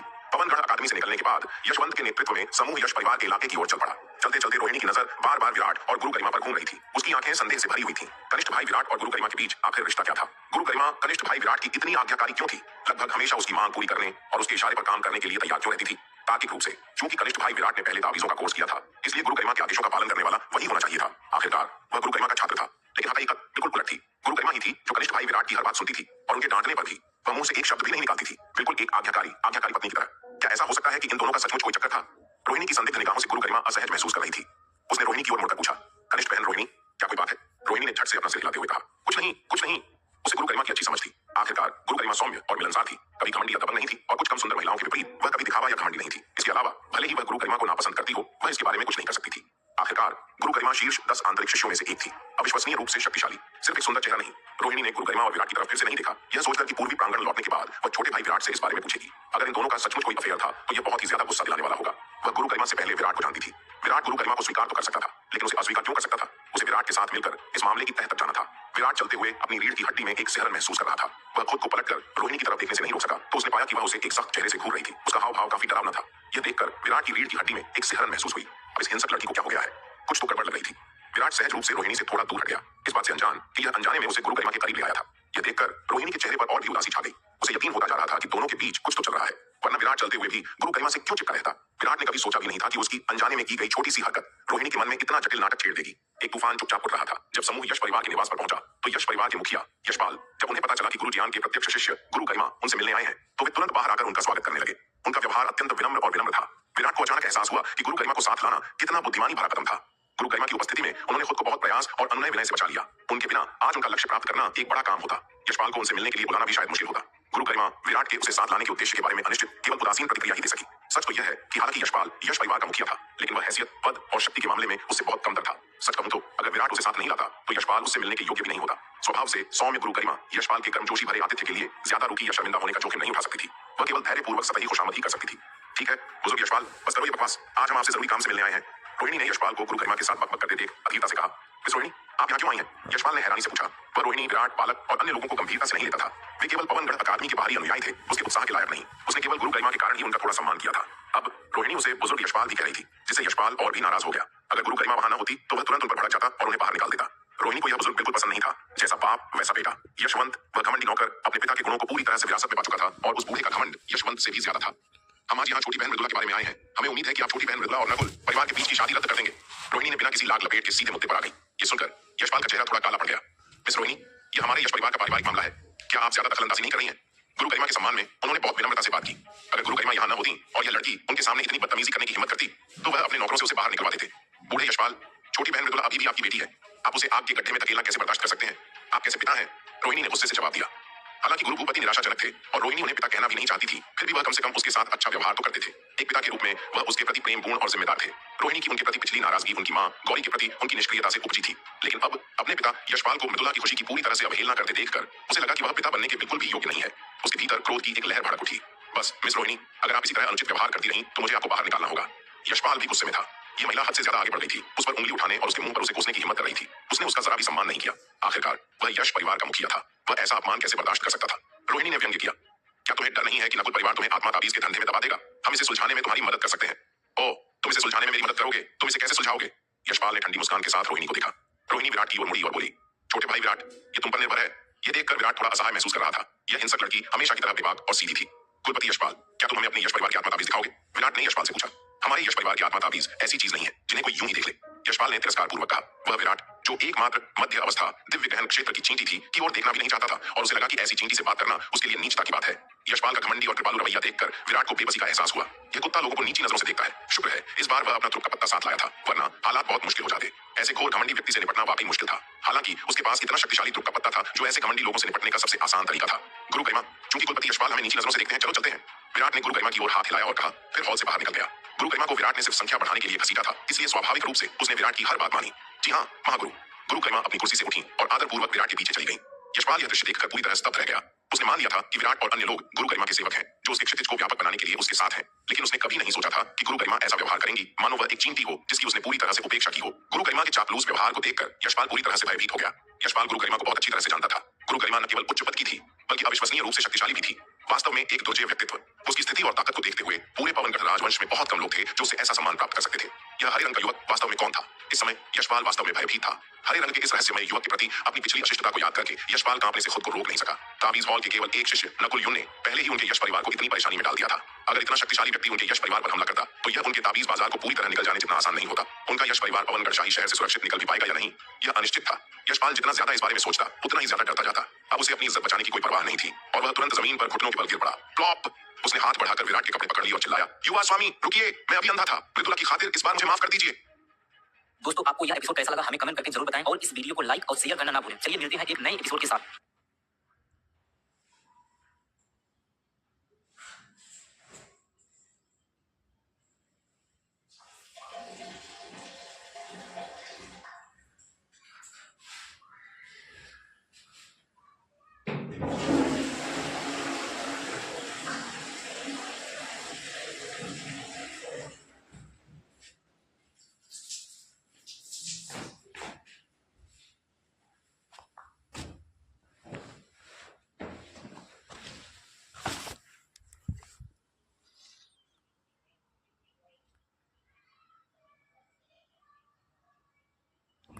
मृदुला की खातिर इस बार मुझे माफ कर दीजिए। यशपाल के रवैये में आए इस जबरदस्त बदलाव से विराट भी थोड़ा हैरान था। बूढ़ा आदमी बिल्कुल बेशर्म था। विराट ने गुरु गरिमा का जिक्र करके बूढ़े आदमी को डराने की कोशिश की थी ताकि वह उसे सलीके से समझा सके, लेकिन उसे उम्मीद नहीं थी कि इसका इतना बड़ा असर होगा। यशपाल का असली रूप देखकर रोहिणी और बालक के चेहरे पर भी तिरस्कार के भाव थे। बूढ़े आदमी की बेशर्मी कल्पनीय स्तर पर पहुंच गई थी। एक पल वह इतना घमंडी होता तो दूसरे ही पल इतना गुलाम। और खास बात यह थी कि उसके रवैये में आया बदलाव बिल्कुल स्वाभाविक था। उसमें जरा भी हिचकिचाहट नहीं थी। यह वाकई दुखद था कि बहन मृदुला के पिता ऐसे थे। उन्होंने बहन मृदुला को अपनी बेटी नहीं बल्कि सिर्फ अपने फायदे के लिए एक मोहरे की तरह माना। देखो, अब वह छोटे भाई विराट की पहचान से डर गया है और अब उसे एहसास हुआ है कि बहन मृदुला उसकी बेटी है। जब वह पहले उससे इतनी विनम्रता से बात कर रहा था तो वह क्या कर रहा था? बात तो यह है कि गुरु गरिमा कनिष्ठ भाई विराट के आगे कुछ ज्यादा ही झुकी हुई है। अगर दोनों का अफेयर भी चल रहा हो तो भी उसे इतना आज्ञाकारी नहीं होना चाहिए। क्या गुरु गरिमा में पुरुषवादी प्रवृत्तियां हैं? रोहिणी की नजर विराट और गुरु गरिमा पर घूम रही थी और उसके मन में एक जटिल नाटक चलने लगा। विराट ने जमीन पर घुटनों के बल बैठे यशपाल की ओर देखा और कुछ चिढ़कर कहा, उठो, मैं तुम्हारे यश परिवार में मुख्यतः कनिष्ठ बहन मृदुला का मामला सुलझाने आया हूँ। ये सुनकर यशपाल को लगा जैसे उसे मौके मिल गई हो और वह जल्दी से उठ खड़ा हुआ और बार बार कहता रहा, मैं अभी अंधा था। युवा गुरु, आप जो भी कहेंगे मैं करूंगा। विराट ने अपना सिर हिलाया और कहा, हम यश परिवार के पास मामला सुलझाने आए हैं, अहंकार से पेश आने नहीं। चूंकि हमने कहा था कि हम आत्मा के ताबीज के मामले में आपकी मदद करेंगे, इसलिए हमें अपना वादा निभाना होगा। मुझे अपने यश परिवार के आत्मा के ताबीज दिखाओ। इस पर यशपाल ने विराट की जरा भी अवज्ञा करने की हिम्मत नहीं की और तुरंत यशवंत पर चिल्लाया जो किनारे खड़ा था, तुम सब वहां किस लिए खड़े हो? क्या तुमने यंग मास्टर विराट की बातें नहीं सुनी? जल्दी जाओ और हमारे यश परिवार से मेरे लिए सभी प्रकार के आत्मा के ताबीज ले आओ। यशवंत भी गुरु गरिमा के विराट के प्रति आज्ञाकारी और सम्मानजनक रवैये से दंग रह गया था। क्या हो रहा था? सीनियर सिस्टर गुरु गरिमा विराट के प्रति इतना सम्मान कैसे रख सकती है? यह असंभव था। अगर यशवंत ने इसे अपनी आंखों से नहीं देखा होता तो उसे विश्वास नहीं होता कि वह क्या देख रहा है। हालांकि गुरु गरिमा सौम्य और सुसंस्कृत थी, फिर भी दूसरों के साथ उसका व्यवहार, उसके विनम्र व्यवहार के नीचे हमेशा एक निश्चित दूरी बनाए रखता था। उसने कभी किसी के प्रति विशेष स्नेह नहीं दिखाया। ऐसी अधीनता तो दूर की बात है। पवनगढ़ अकादमी के आंतरिक घेरे के अनगिनत लोगों ने गुरु गरिमा के साथ संबंध बनाने की कोशिश की थी, लेकिन लगभग कोई भी सफल नहीं हुआ था। गुरु गरिमा सभी के साथ समान व्यवहार करती थी, हमेशा एक सौम्य और विनम्र लेकिन अलग व्यवहार बनाए रखती थी, हमेशा अलग और विनम्र। अगर यह दृश्य फैल जाता तो कौन जाने पवनगढ़ अकादमी में कितनी सनसनी फैल जाती। यशवंत ने जो देखा उससे वह पूरी तरह स्तब्ध रह गया। यशपाल की डांट सुनने के बाद ही वह अपनी स्तब्धता से बाहर आया और जल्दी से पीछे हट गया और यश परिवार द्वारा निर्मित विभिन्न आत्मिक ताबीजों में से कुछ वापस ले आया। विराट ने ताबीज लिए और एक एक करके उनकी जांच की। जितना अधिक वह ताबीजों को देखता, विराट उतना ही अधिक अवाक होता। धिक्कार है, तुम इन्हें आत्मा के ताबीज कहते हो? यह आत्मा की ताबीजों के लिए बेहद अपमानजनक है। यशवंत ने उसे जो आत्मा के ताबीज दिए उनमें सबसे अच्छी गुणवत्ता वाले ताबीज सिर्फ मध्यम श्रेणी के कोर थे, ज्यादातर निम्न श्रेणी के कोर थे और कुछ में तो आध्यात्मिक ऊर्जा का लगभग क्षय ही हुआ था। सच कहूं तो उन्हें असली आत्मा के ताबीज नहीं माना जा सकता था। वे कोर के केवल प्रारंभिक रूप थे। छठी श्रेणी के ताबीज कुछ बेहतर थे, कम से कम कुछ में मध्यम श्रेणी के कोर थे, लेकिन सातवीं श्रेणी के लगभग सभी ताबीजों की हालत बहुत खराब थी। जो वास्तव में निम्न श्रेणी के कोर को संघनित कर सकते थे वे पहले से ही सर्वश्रेष्ठ में से थे। आखिरी कुछ को देखकर विराट अपने हाथ में रखे ताबीजों के ढेर को हिलाए बिना नहीं रह सका और यशपाल से बोला, तुम इन्हें आत्मा के ताबीज कहते हो? इन्हें आत्मा के ताबीज कहना इनका अपमान है। विराट की बातों से हैरान यशपाल ने कहा, यह हमारे यश परिवार का आत्मा ताबीज है और यह सबसे बेहतरीन बैच का है। विराट अवाक रह गया। इस दृश्य ने आत्मा ताबीजों के बारे में उसकी समझ को पूरी तरह से बदल दिया था। क्या कोई सचमुच इतना घटिया ताबीज खरीदेगा? विराट को स्वाभाविक रूप से पता नहीं था। दरअसल कई मार्शल आर्टिस्ट इतनी घटिया क्वालिटी का ताबीज भी नहीं खरीद सकते थे। आत्मा ताबीज बनाना बेहद मुश्किल था, खासकर उच्च गुणवत्ता वाले। बाजार में मध्यम या उससे ज्यादा स्पिरिट कोर वाले आत्मा ताबीज लगभग अनमोल होते थे। जब भी कोई मध्यम या उससे ज्यादा स्पिरिट कोर दिखाई देता तो लोग उसे तुरंत खरीद लेते। हर आत्मा ताबीज गुरु विराट जितना प्रतिभाशाली नहीं होता, जिसके यूं ही बनाए गए ताबीजों में हमेशा कम से कम उच्च गुणवत्ता वाले आत्मा कोर होते थे। यश परिवार का इतना घटिया ताबीज भी सस्ता नहीं था और उच्च श्रेणी के ताबीज और भी महंगे थे। इसलिए कुछ मार्शल कलाकार जो बहुत अमीर नहीं थे वे ही ये ताबीज खरीद पाते थे, जो बहुत अच्छी गुणवत्ता के न होते हुए भी कम से कम अपेक्षाकृत सस्ते तो थे ही। इस प्रकार यश परिवार के घटिया ताबीजों का अभी भी बड़ा बाजार था। विराट ने अपने हाथों में ताबीजों की दयनीय स्थिति देखी और आह भरते हुए सिर हिलाया। एक विचार के साथ उसने ताबीजों को हवा में उछालने के लिए नियंत्रित किया और अपनी कलाई के एक झटके से उसने ताबीजों का ब्रश और सिंदूर निकाला। विराट ने ब्रश को सिंदूर में डुबोया और ब्रश के एक झटके से उसने ताबीजों पर चित्र बनाना शुरू कर दिया। यशपाल और यशवंत सोच ही रहे थे कि विराट क्या कर रहा है, तभी उनके सामने जो दृश्य आया उसने उन्हें अकल्पनीय रूप से स्तब्ध कर दिया। विराट के ताबीज ब्रश ने हर ताबीज पर सहजता से रेखाएं खींची और जिन ताबीजों में मूल रूप से बेहद निम्न गुणवत्ता वाले कोर थे वे तुरंत एकदम नए हो गए, आध्यात्मिक ऊर्जा से लबालब। उनके कोर भरे हुए और ताबीजों की समग्र गुणवत्ता वास्तव में एक स्तर ऊपर उठ गई। विराट ने सभी आत्मिक ताबीजों को संशोधित किया। इन संशोधित ताबीजों में ताबीज कोर की गुणवत्ता में एक स्तर ऊपर उठ गया। कुछ तो उच्च श्रेणी के ताबीज कोर की गुणवत्ता तक पहुंच गए और उनकी शक्ति कई गुना बढ़ गई। आपके आत्मिक ताबीजों के इतने निम्न गुणवत्ता वाले ताबीज कोर होने का कारण निश्चित रूप से आपकी शिल्प तकनीक है, लेकिन सबसे महत्वपूर्ण कारण यह है कि आपके ऋण मंत्र बहुत ही अपरिष्कृत और घटिया है। ऐसे अपरिष्कृत और घटिया ऋणों से उच्च गुणवत्ता वाले ताबीज कोर को संघनित करने की कोशिश करना एक कोरी कल्पना के अलावा और कुछ नहीं है। मैंने हर एक ताबीज के ऋणों को संशोधित और परिष्कृत किया है। इन नए ऋणों का उपयोग करके ताबीजों को परिष्कृत करने से ताबीज के मूल की गुणवत्ता में उल्लेखनीय सुधार होगा, जिससे ऐसे भयावह परिणामों से बचा जा सकेगा। सभी ऋणों को संशोधित करने के बाद विराट ने अपना ब्रश और सिंदूर रख दिया और संशोधित ताबीज यशपाल को वापस दे दिए। यशपाल अपने हाथ में संशोधित ताबीजों को देखता रहा, सदमे से अवाक। पहले से ही बने हुए ताबीज के मूल को कुछ ही स्ट्रोक से बदलना, यह कैसा अथाह कौशल था। यह बिल्कुल अभूतपूर्व था। पहले से बने हुए ताबीज को संशोधित करना, उसके मूल की गुणवत्ता में सुधार करना, उच्च गुणवत्ता वाले मूल वाले ताबीज को परिष्कृत करने से 1000 गुना ज्यादा मुश्किल था। उसने पहले कभी किसी के बारे में ऐसा करने के बारे में नहीं सुना था। इसके अलावा उसके हाथ में इन ताबीजों पर लगे ऋणों को देखकर प्रत्येक संशोधित ऋण शिल्प कौशल की एक उत्कृष्ट कृति थी, जिसकी सूक्ष्मता वर्णनातीत थी। संशोधित ऋण मूल ऋणों से कई गुना बेहतर थे। चूंकि विराट ने ऋणों को संशोधित करने के बाद जानबूझकर इसी विधि का प्रयोग किया था, इसलिए ताबीज बनने के बाद भी ऋण गायब नहीं हुए बल्कि दिखाई देते रहे। इससे यश परिवार इन नए ऋणों को सीख सका और उन्हें ताबीज बनाने में इस्तेमाल कर सका। अगर इन संशोधित ऋणों का इस्तेमाल ताबीज बनाने में किया जाता तो उनकी गुणवत्ता पहले से कहीं ज्यादा बेहतर होती। इन ऋणों को आधार बनाकर यश परिवार को नकुल परिवार के दमन का डर नहीं रहता। नकुल परिवार ही अगली चिंता का विषय होता। हरे वस्त्र पहने यह युवक आखिर कौन था जिसके पास ताबीजों पर इतनी अथाह और गहन महारत थी? यह तो अकल्पनीय था। युवा गुरु, आपने मेरे परिवार पर इतनी बड़ी कृपा की है कि हम सचमुच नहीं जानते कि आपका बदला कैसे चुकाएं। कृपया मेरा हार्दिक प्रणाम स्वीकार करें। यशपाल अचानक विराट के सामने फिर से घुटनों के बल बैठ गया और गहराई से प्रणाम किया। यह देखकर विराट ने हाथ हिलाकर कहा, छोड़ो भी, मुझे तुमसे कोई इनाम नहीं चाहिए, बस बहन मृदुला और नकुल परिवार के बीच की शादी रद्द कर दो। ये सुनकर यशपाल तुरंत बोला, युवा गुरु के आदेश की अवहेलना करने की मेरी हिम्मत कैसे हुई? मैं कल खुद जाकर यह शादी रद्द करवा दूंगा। फिर यशपाल ने सावधानी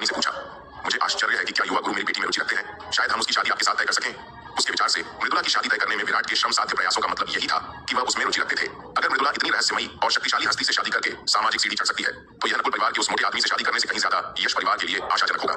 यह सोचकर यशपाल का मन तुरंत फिर से हिलने लगा। यह सुनते ही विराट के माथे पर तुरंत काली रेखाएं उभर आई। अरे ये लोग मुझे कैसा इंसान समझते हैं? क्या मैं इतना बिगड़ैल दिखता हूँ? कुछ भी मजाक मत करो। संक्षेप में अब से बहन मृदुला को अपने मामलों के बारे में खुद फैसले लेने दो। तुम उसे वो काम करने के लिए मजबूर नहीं कर सकते जो वो नहीं करना चाहती, वरना मैं न सिर्फ वो ताबीज वापस ले लूंगा बल्कि तुम्हारे यश परिवार को भी इसकी कीमत चुकानी पड़ेगी। विराट ने भावशून्यता से कहा, हाँ, हम आपके आदेश का पालन करेंगे युवा गुरु। हम मृदुला के मामलों में फिर कभी दखल नहीं देंगे। यशपाल ने बार बार सिर हिलाया। इस मामले को सुलझाने के बाद विराट यश परिवार के घर पर नहीं रुका और सभी को पवनगढ़ अकादमी वापस ले गया। वहां और वापस आते जाते उन्हें वास्तव में 5वें राजकुमार के आदमियों के किसी भी हमले का सामना नहीं करना पड़ा। ऐसा लग रहा था कि गुरु गरिमा का प्रभाव अभी भी काफी था। सच कहूं तो विराट अभी भी गुरु गरिमा की साधना की वास्तविक सीमा को नहीं समझ पाया था। आखिरकार उनके साधना स्तरों में बहुत अंतर था। अगर गुरु गरिमा सक्रिय रूप से अपनी साधना आभा प्रकट नहीं करती तो विराट के लिए केवल अवलोकन से उसकी साधना के स्तर को समझना मुश्किल होता, जब तक कि वह अपनी अंतर्दृष्टि नेत्र का प्रयोग न करे। हालांकि अंतर्दृष्टि नेत्र की भेदन शक्ति बहुत प्रबल, अगर वह इसका प्रयोग गुरु गरिमा का अवलोकन करने के लिए करता तो हालांकि वह उसकी साधना के स्तर को देख सकता था, फिर भी वह ऐसी चीजें भी देख पाता जो उसे नहीं देखनी चाहिए थी। गुरु गरिमा उसकी स्त्री नहीं थी और विराट को लगा कि उस पर अपनी अंतर्दृष्टि नेत्र का प्रयोग करना कुछ अनुचित है, इसलिए उसने अंततः ऐसा न करने का निर्णय लिया। हालांकि विराट गुरु गरिमा के सटीक साधना स्तर को नहीं जानता था, फिर भी वह अनुमान लगा सकता था कि उसका क्षेत्र कम से कम सांसारिक पूज्य क्षेत्र के प्रारंभिक चरण में था। पूर्वी प्रांगण में वापस आकर गुरु गरिमा ने विराट को थोड़े दुखी भाव से देखा और कहा, महागुरु क्या मैं अब वापस जा सकती हूँ? विराट ने सिर हिलाया और कहा, हाँ, आपका काम हो गया, अब आप जा सकते हैं। गुरु गरिमा के सौम्य स्वभाव के बावजूद वह बस हथौड़े से उसका सिर फोड़ देना चाहती थी। वह उसे बुलाता और अपनी मर्जी से उसे विदा करता। वह उसे क्या समझता, लेकिन वह क्या कर सकती थी? यह आदमी उसका महागुरु था। गुरु गरिमा ने मुंह बनाया और बिना पीछे देखे चली गई। ऐसा लग रहा था कि अब से उसे द्वार की रखवाली के लिए 2 नौकरानियां रखनी पड़ेंगी। जब भी वह उसे आते देखती वह नौकरानियों से तुरंत सूचना दिलवा सकती थी ताकि वह जल्दी निकल सके और फिर से मोहरे की तरह घसीटे जाने से बच सके। जैसे ही गुरु गरिमा यह निर्णय ले रही थी, विराट ने अचानक उसे वापस बुला लिया। गुरु गरिमा जरा रुको, क्या तुम्हारे पास कोई संचार जेट ताबीज है? मुझे दे दो, बाद में तुमसे संपर्क करना मेरे लिए सुविधाजनक होगा। यह सुनते ही गुरु गरिमा का चेहरा सख्त हो गया। नहीं, मैं इतने सारे संचार जेट ताबीज क्यों रखूं? गुरु गरिमा ने बिना किसी हिचकिचाहट के मना कर दिया। वह मजाक कर रही थी। अगर उसने उसे ताबीज दे दिए तो उसकी जिंदगी और भी बदतर हो जाएगी। अगर ऐसा है तो मेरा ले लो, बात वही है। विराट ने एक खाली संचार जेट ताबीज निकालते हुए उसे अपने ताबीज से मिलाते हुए और गुरु गरिमा को देते हुए कहा। गुरु गरिमा विराट द्वारा दिए गए संचार जेट ताबीज को देखती रह गई। क्या अब से वह सचमुच इस आदमी के जाल में फंस जाएगी? गुरु गरिमा ने विराट से संचार जेट ताबीज स्वीकार कर लिया। उस पल उसकी सबसे बड़ी इच्छा थी कि वह इस संचार जेट ताबीज को अपने सामने उस घृणित चेहरे पर जोर से पटक दे और फिर चिल्लाए, यहाँ से निकल जा। दुर्भाग्य से विराट उसका महागुरु था और वह आज्ञाकारी रूप से संचार जेट ताबीज स्वीकार करने के अलावा कुछ नहीं कर सकती थी। विराट के किसी भी समय उसका इस्तेमाल करने का इंतजार कर रही थी। अगर वह समय को पीछे मोड़ सकती और फिर से चुनाव कर सकती तो वह इस लड़के को अपने गुरु से मिलवाने के बजाय उसे कक्षा से जरूर बाहर निकाल देती। विराट अपने कमरे में लौट आया और कुछ देर आराम करने के इरादे से योजना बनाने लगा कि डार्क नाइट कैंप पवनगढ़ शाही शहर में अपने खुफिया नेटवर्क का विस्तार कैसे करेगा। जैसे ही वह दरवाजा बंद करने वाला था, एक छोटा सा सफेद हाथ बाहर से अंदर आया और उसे रोक दिया। तभी एक लाल रंग की आकृति कमरे में दाखिल हुई। वरिष्ठ बहन रोहिणी, क्या आपको कुछ चाहिए था? विराट ने रोहिणी से हैरान होकर पूछा। रोहिणी ने कोई जवाब नहीं दिया बल्कि अपने पीछे दरवाजा बंद कर लिया। यह देखकर विराट को बेचैनी का एहसास हुआ। वरिष्ठ बहन रोहिणी, मुझे लगता है कि दरवाजा खुला रखना बेहतर होगा, हवा ज्यादा ताजा रहेगी। विराट ने गहरी सांस लेते हुए कहा। रोहिणी ने उसे अनदेखा किया, अपनी बाहें क्रॉस करके उसे सिर से पैर तक गौर से देखा और काफी देर तक चुप रही। रोहिणी जितना ज्यादा इस तरह पेश आती विराट उतना ही बेचैन होता। यह हिंसक लड़की आज बहुत अजीब लग रही थी। आज यश परिवार के रास्ते में उसे आभास हो गया था कि उसके साथ कुछ गड़बड़ है। अब उसे इस तरह देखकर उसका शक और पुख्ता हो गया। वरिष्ठ बहन रोहिणी, बस कह दो कि तुम्हारे मन में क्या है। हम भाई बहन के बीच औपचारिकता की कोई जरूरत नहीं है, विराट ने मुस्कुराकर कहा। कनिष्ठ भाई विराट, गुरु गरिमा के साथ तुम्हारा क्या रिश्ता है? क्या तुम्हारा कोई अफेयर चल रहा है? रोहिणी के शब्द चौंकाने वाले थे, मानो किसी बम की तरह। विराट चौंक गया। वरिष्ठ बहन रोहिणी, तुम क्या कह रही हो? गुरु गरिमा और मेरा ऐसा रिश्ता कैसे हो सकता है? विराट ने कुछ हंसी से कहा। उसे लगा कि रोहिणी के मन में कुछ है, लेकिन पता चला कि उसे शक था कि गुरु गरिमा के साथ उसका अफेयर है और इस लड़की के शब्द बहुत ही बेबाक थे। उसने शुरू से ही अफेयर जैसे शब्दों का इस्तेमाल किया, लेकिन इसमें कोई आश्चर्य की बात नहीं थी। अगर वह बेबाक न होती तो रोहिणी नहीं होती। सच में नहीं, रोहिणी ने उसे शक की निगाह से देखा। बिल्कुल नहीं, तुम क्या सोच रहे हो? तुम्हें ऐसी बात का शक कैसे हो गया? विराट अवाक रह गया। तो फिर गुरु गरिमा तुम्हारी इतनी आज्ञाकारी क्यों है? एक समर्पित पत्नी।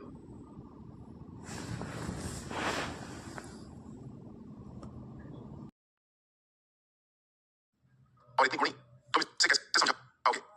रोहिणी ने सवाल करना जारी रखा।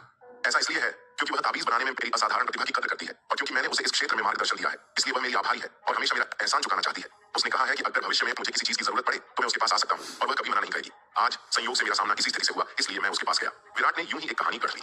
अगर वह कहता कि वह गुरुज्ञान का महागुरु है तो रोहिणी कभी यकीन नहीं करती, बल्कि वह सोचती कि वह उससे झूठ बोल रहा है और उसके और गुरु गरिमा के बीच किसी अस्पष्ट रिश्ते को लेकर और भी ज्यादा शक करती।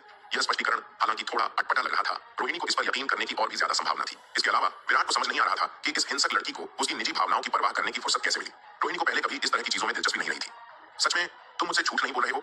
रोहिणी ने फिर भी कुछ संदेह के साथ पूछा। बिल्कुल सच है, मैं तुमसे झूठ क्यों बोलूंगा? विराट ने बहुत गंभीरता से कहा। हालांकि उसने पहले जो कहा था वह सच में झूठ था, लेकिन गुरु गरिमा के साथ उसका रिश्ता निर्विवाद था। गुरु गरिमा के हाव भाव को देखते हुए मानो वह उसे पीटना चाहती हो। उनका अफेयर कैसे हो सकता है? इसके अलावा वह गुरु गरिमा का महागुरु था, यह तो और भी असंभव था। विराट की गंभीरता देखकर और यह देखते हुए कि उसने उससे कभी झूठ नहीं बोला, रोहिणी ने आखिरकार उस पर विश्वास कर लिया। अंदर आने से पहले ही उसने तय कर लिया था कि अगर विराट का सचमुच गुरु गरिमा के साथ कोई चक्कर है तो वह अपना गुस्सा निकालने के लिए उसे जरूर पीटेगी। इस कमीने ने कहा कि उसकी पहले से ही एक पत्नी है, इसलिए उसने उसे अस्वीकार कर दिया। फिर भी वह गुरु गरिमा के साथ छेड़खानी कर रहा था। क्या यह उसके प्रति उसके तिरस्कार को स्पष्ट रूप से प्रदर्शित नहीं कर रहा था? वह किसी भी तरह से गुरु गरिमा से कमतर नहीं थी। वह उतनी सुंदर भले ही न हो, लेकिन दिखने में बिल्कुल भी बुरी नहीं थी। और हालांकि उसका स्वभाव थोड़ा ज्यादा खराब था, तो हालांकि उसकी ताकत अभी गुरु गरिमा से कमतर थी, लेकिन यह केवल अस्थायी था। कुछ और दशकों की साधना के साथ उसे यकीन था कि वह बराबरी कर लेगी। ऐसा सोचते हुए उसे एहसास हुआ कि वह वास्तव में गुरु गरिमा से काफी कमजोर है। लेकिन तो क्या, वह उसकी बड़ी बहन थी। पहले आओ पहले पाओ के सिद्धांत के अनुसार भी उसे गुरु गरिमा से आगे माना जाना चाहिए। अगर विराट गुरु गरिमा के साथ छेड़खानी करना भी चाहे तो उसे पहले उसे स्वीकार करना होगा। हालांकि ऐसा लग रहा था कि उसने विराट को सचमुच गलत समझा था। रोहिणी ने रास्ते भर पेट में आक्रोश जमा कर लिया था, जो बस फूटने ही वाला था। लेकिन विराट की व्याख्या सुनकर उसका ज्वालामुखी जो फटने ही वाला था तुरंत शांत हो गया। ठीक है, कोई बात नहीं, मैं वापस साधना करने जा रही हूँ। अब जब उसे समझ आ गया था कि यह सिर्फ एक गलतफहमी थी, तो रोहिणी ने देर नहीं की। उसने दरवाजा खोला, कमरे से बाहर निकली और अपने घर लौट गई।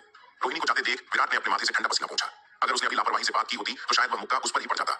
यह हिंसक लड़की और भी ज्यादा दबंग होती जा रही है। लगता है मुझे अभी भी अपनी ताकत जल्द से जल्द बढ़ानी होगी। जब मैं उसकी ताकत को पूरी तरह से कुचल दूंगा, तभी मैं उसकी लगातार हिंसा की छाया से बच पाऊंगा। अभी हालांकि मेरी ताकत उससे मुकाबला करने के लिए मुश्किल से ही पर्याप्त है। मैं उसे पूरी तरह से दबा नहीं सकता। विराट उस दिन की कल्पना करता है जब यह हिंसक लड़की उसे पीटना चाहेगी, वह उसे एक हाथ से दबा सकेगा। बस इसके बारे में सोचकर उसे अविश्वसनीय रूप से गर्व महसूस होता है। पवनगढ़ अकादमी के आंतरिक संप्रदाय के एक भव्य हॉल में किशन की रिपोर्ट सुनकर पवन फेयू 5वें राजकुमार ने भौहें चढ़ाई। विराट वास्तव में गुरु गरिमा के साथ फिर से शामिल हो गया था। यह वास्तव में उसके लिए बुरी खबर थी। तावीज कला भवन ने पवनगढ़ अकादमी के भीतर अपार शक्ति का इस्तेमाल किया। हालांकि इसके सदस्य कम थे, वे निश्चित रूप से अकादमी की सबसे दुर्जय शक्तियों में से एक थे। विशेष रूप से तावीज कला भवन के प्रमुख गुरुजान ने हाल ही में तावीज व्यूह स्तर और साधना क्षेत्र दोनों में सफलता हासिल की। पवनगढ़ अकादमी के भीतर कुछ लोगों ने तावीज कला भवन को भड़काने की हिम्मत की, जिसमें पवनगढ़ शाही परिवार के 5वें राजकुमार पवन फेयू भी शामिल थे, जो उनका विरोध करने के लिए समान रूप से अनिच्छुक थे। विराट और गुरु गरिमा के बीच असल में क्या रिश्ता है? पवन फेयू ने किशन से पूछा। मुझे भी ठीक पता नहीं, लेकिन जांच पड़ताल से लगता है कि उनके बीच कुछ चल रहा है। किशन ने सोच समझकर जवाब दिया। कुछ चल रहा है? क्या तुम मजाक कर रहे हो? यह सुनकर पवन फेयू की भौहें तन गई। हालांकि गुरु गरिमा सौम्य और सुसंस्कृत थी, उसने कभी किसी पुरुष में रुचि नहीं दिखाई थी। यहाँ तक कि जब कई उच्च पदस्थ पुरुष उसके पीछे पड़े, तब भी वह उदासीन रही, किसी को भी मौका नहीं दिया। इतनी सुसंस्कृत महिला का अचानक एक बाहरी शिष्य के साथ संबंध बनाना, चाहे आप इसे किसी भी नजरिए से देखें, अविश्वसनीय लग रहा था। हमें भी इस पर यकीन नहीं है, लेकिन गुरु गरिमा विराट के प्रति बहुत आज्ञाकारी और विचारशील लगती है। प्रेमी होने के अलावा हम अभी अंदाजा नहीं लगा सकते कि उनके बीच और कौन सा रिश्ता है जो गुरु गरिमा को विराट के प्रति इतना विचारशील और विनम्र बनाता है। किशन ने सावधानी से कहा। किशन की बातें सुनकर न सिर्फ पवन फेयू को यह बिल्कुल अविश्वसनीय लगा, बल्कि रोहन, जग्गी और विक्रम भी उतने ही हैरान थे। पवनगढ़ अकादमी के शीर्ष 10 आंतरिक शिष्य होने के नाते वे गुरु गरिमा के लिए कोई अजनबी नहीं थे और पहले भी उसका पीछा कर चुके थे। हालांकि अपनी हैसियत और पदवी के बावजूद गुरु गरिमा ने उन्हें कभी मौका नहीं दिया था। अब यह देवी, जिस तक वे कभी पहुंच नहीं पाए थे, अचानक एक बाहरी शिष्य को पसंद करने लगी थी। यह उनके लिए अविश्वसनीय और अस्वीकार्य दोनों था। आखिरकार यह एक ऐसी महिला थी जिसे वे भी नहीं पा सकते थे, फिर भी उसे एक साधारण बाहरी शिष्य ने छीन लिया था। यह बिल्कुल अस्वीकार्य था। न तो विराट और न ही गुरु गरिमा ने सोचा था कि इतनी छोटी सी बात इतनी बड़ी गलतफहमी का कारण बनेगी। अगर विराट को पता होता कि यह इस हद तक पहुंचेगा, तो वह गुरु गरिमा को इसमें कभी नहीं घसीटता। पवन फेयू ने किशन को जाने का इशारा किया और विराट से कैसे निपटे इस पर विचार करने लगा।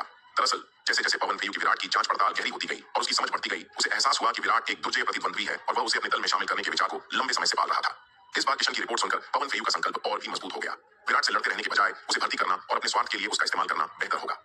ऐसे प्रतिभाशाली रणनीतिकार को सलाहकार के रूप में पाकर सिंहासन के लिए उसके संघर्ष में बहुत मदद मिलेगी। इस संघर्ष में जहां उसके योद्धाओं की ताकत महत्वपूर्ण थी, वहीं कभी-कभी बेहतर रणनीति कहीं ज्यादा महत्वपूर्ण भूमिका निभाती थी। आखिरकार उसकी और 7वें राजकुमार पवन फेयू की सेनाओं की ताकत उस समय लगभग बराबर थी और किसी एक योद्धा की ताकत उनके शक्ति संतुलन पर कोई खास असर नहीं डाल सकती थी, जब तक कि वह योद्धा पवनगढ़ अकादमी के शीर्ष 10 आंतरिक शिष्यों में से किसी एक जितना शक्तिशाली न हो। इसलिए शक्तिशाली योद्धाओं की भर्ती की तुलना में अब उसे विराट जैसे असाधारण बुद्धि वाले रणनीतिकार की आवश्यकता थी। कुछ चर्चा के बाद पवन फेयू, रोहन, जग्गी और विक्रम ने फैसला किया कि रोहन जग्गी खुद विराट की भर्ती के लिए जाएगा। विराट ने रोहन जग्गी को देखा। वह पूरी तरह से हैरान था कि 5वां राजकुमार उसे भर्ती करने के लिए किसी को भेजेगा। यह पूरी तरह से अप्रत्याशित था। ऐसा लग रहा था कि 5वां राजकुमार वास्तव में एक शक्तिशाली व्यक्ति के रूप में अपनी प्रतिष्ठा पर खरा उतरा, जो पिछली शिकायतों को दरकिनार कर भर्ती का प्रस्ताव देने में सक्षम था। हालांकि विराट ने अंततः 5वें राजकुमार के प्रस्ताव को अस्वीकार कर दिया। विराट ने मीरा से 5वें राजकुमार की सेनाओं के बारे में भी बहुत कुछ सीखा था। वर्तमान में पवनगढ़ शाही शहर के 5 महान परिवारों में से 2 5वें राजकुमार का समर्थन करते थे, मेघकेतु परिवार और वर्मा परिवार। और संयोगवश विराट को इन दोनों परिवारों से काफी द्वेष था। मेघकेतु परिवार के साथ उसके द्वेष अपेक्षाकृत कम थे। साहिल, रोहन, जग्गी और कुणाल के साथ भी उसके गहरे मतभेद थे। हालांकि यह द्वेष इतना गंभीर नहीं था कि उसे दूर किया जा सके। उसके और मेघकेतु परिवार के बीच अभी भी सुलह की गुंजाइश थी। लेकिन वर्मा परिवार के प्रति द्वेष एक ऐसा घातक झगड़ा था जिसका कोई समाधान नहीं हो सकता था, क्योंकि वर्मा परिवार ने अंधेरी दानव जेल के साथ सांठगांठ की थी और बार-बार उसे मारने की कोशिश की थी। ऐसे प्राणघातक शत्रु को आसानी से छोड़ा नहीं जा सकता था। इसके अलावा वर्मा परिवार के साथ इस झगड़े के बिना भी केवल इस तथ्य ने कि उन्होंने अंधेरी दानव जेल के साथ सांठगांठ की थी, विराट के लिए इतनी बड़ी ताकत के साथ काम करना असंभव बना दिया था। विराट को नहीं पता था कि 5वें राजकुमार को वर्मा परिवार के अंधेरी दानव जेल से संबंधों के बारे में पता था या नहीं। अगर 5वें राजकुमार को इन संदिग्ध संबंधों के बारे में पता था और फिर भी वर्मा परिवार से जुड़े थे, तो यह मामला विचारणीय था। इसके अलावा इन सभी बातों को नजरअंदाज करने के बाद भी विराट 5वें राजकुमार का पक्ष नहीं लेगा, क्योंकि 5वें राजकुमार का काम करने का तरीका उसके अपने सिद्धांतों से बिल्कुल मेल नहीं खाता था। विराट ऐसे व्यक्ति की सेवा क्यों करेगा जो बेईमानी और निर्दयता से काम करता हो और जिसके हाथ खून से सने हो।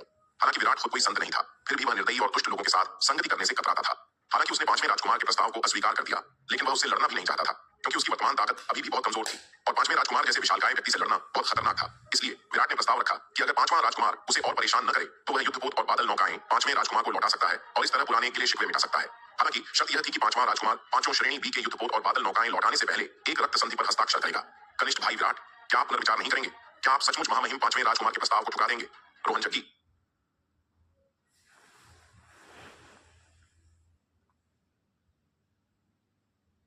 अब भी हार मानने को तैयार नहीं था ने विराट से फिर पूछा। सच कहूं तो विराट की जांच पड़ताल करने के बाद रोहन जग्गी उसकी काफी प्रशंसा करने लगा था, खासकर विराट की असाधारण बुद्धिमत्ता की, जिसकी प्रशंसा आत्मविश्वासी और असाधारण रूप से बुद्धिमान रोहन जग्गी भी किए बिना नहीं रह सका। रोहन जग्गी सचमुच इतने चालाक व्यक्ति से दुश्मनी नहीं करना चाहता था, क्योंकि यह एक बेहद मुश्किल स्थिति होगी। इसलिए रोहन जग्गी विराट को पवन फेयू के पक्ष में लाने के लिए बेताब था। अगर वह और विराट एक साथ आ जाते तो वे अजय हो जाते। सातवें राजकुमार के सलाहकारों के पास उनकी संयुक्त शक्ति के सामने कोई मौका नहीं होता। इससे उत्तराधिकार संघर्ष में पांचवें राजकुमार की जीत की संभावनाएं बहुत बढ़ जाती। विराट मुस्कुराया और बोला, नहीं, मेरा मतलब पहले से ही बिल्कुल स्पष्ट है। पांचवें राजकुमार और वरिष्ठ भाई रोहन, आपके इस नेक प्रस्ताव के लिए धन्यवाद। वरिष्ठ भाई रोहन को बस मेरा संदेश पांचवें राजकुमार तक पहुंचाना है। मुझे उम्मीद है कि पांचवां राजकुमार मेरा प्रस्ताव स्वीकार करेंगे और हमारे पुराने गिले शिकवे दूर करेंगे। सच कहूं तो मैं वरिष्ठ भाई रोहन जैसे किसी व्यक्ति से दुश्मनी नहीं करना चाहता। मीरा से मिली जानकारी से या आज रोहन जग्गी से हुई बातचीत से विराट समझ गया था कि रोहन जग्गी से निपटना बेहद मुश्किल था और उसकी बुद्धिमत्ता को कम करके नहीं आंका जाना चाहिए था। ऐसे व्यक्ति से लड़ना बेहद थका देने वाला होगा। इसलिए अगर वह पांचवें राजकुमार के साथ गिले शिकवे दूर कर सकता था तो विराट को उम्मीद थी कि वह ऐसा कर लेगा ताकि उसे लगातार डर में न रहना पड़े। हालांकि अगर पांचवां राजकुमार उसका प्रस्ताव स्वीकार नहीं करता तो उसके पास उसे जैसे भी हो वैसे ही स्वीकार करने के अलावा कोई विकल्प नहीं था।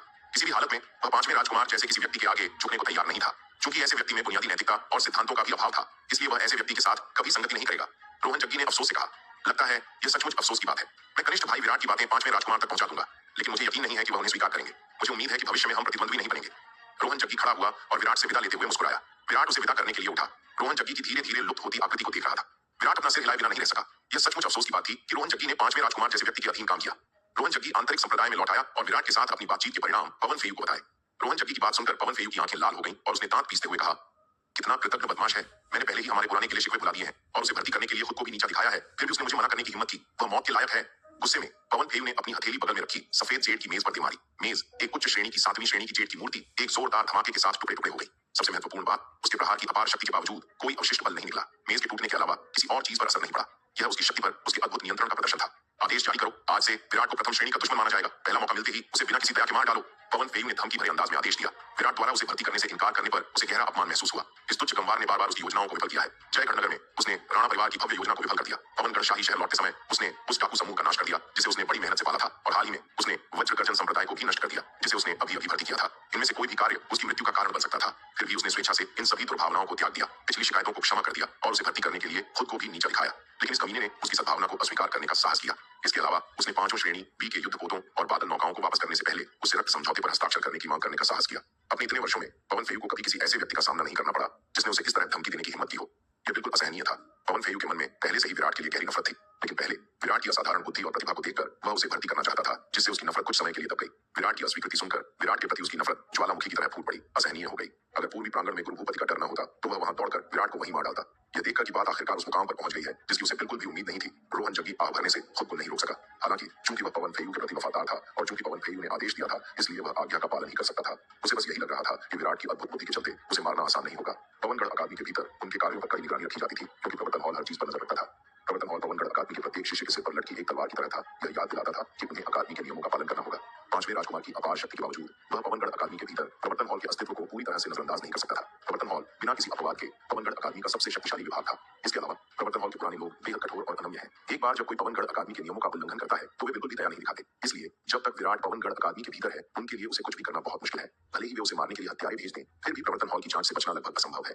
रोहन जग्गी को भी प्रवर्तन हॉल की जांच क्षमताओं की प्रशंसा करनी पड़ी, क्योंकि पवनगढ़ अकादमी के भीतर सबसे गुप्त गतिविधियां होगी, उनकी नजर से बचना लगभग असंभव है। अगर प्रवर्तन हॉल जांच करना चाहता है तो वे हमेशा सच्चाई उजागर कर सकते हैं। इसलिए विराट को मारने का एकमात्र तरीका पवनगढ़ अकादमी के बाहर है। प्रवर्तन हॉल केवल आंतरिक मामलों से निपटता है और मूल रूप से बाहरी घटनाओं से संबंधित नहीं है। भले ही वे पवनगढ़ अकादमी के बाहर कुछ अपमानजनक करें, प्रवर्तन हॉल हस्तक्षेप नहीं करेगा। इसलिए विराट से निपटने का एकमात्र तरीका उसे पवनगढ़ अकादमी से बाहर निकालने का कोई रास्ता खोजना है। विराट को पवन फेयू के फैसले की खबर तुरंत मिल गई। यह नतीजा अप्रत्याशित नहीं था, क्योंकि पवन फेयू के व्यक्तित्व को देखते हुए एक बार जब उसने उसे मना कर दिया तो उन सभी चीजों को देखते हुए जो उसने पहले उसके लिए बर्बाद कर दी थी, पवन फेयू लगभग निश्चित रूप से उसे नहीं छोड़ेगा।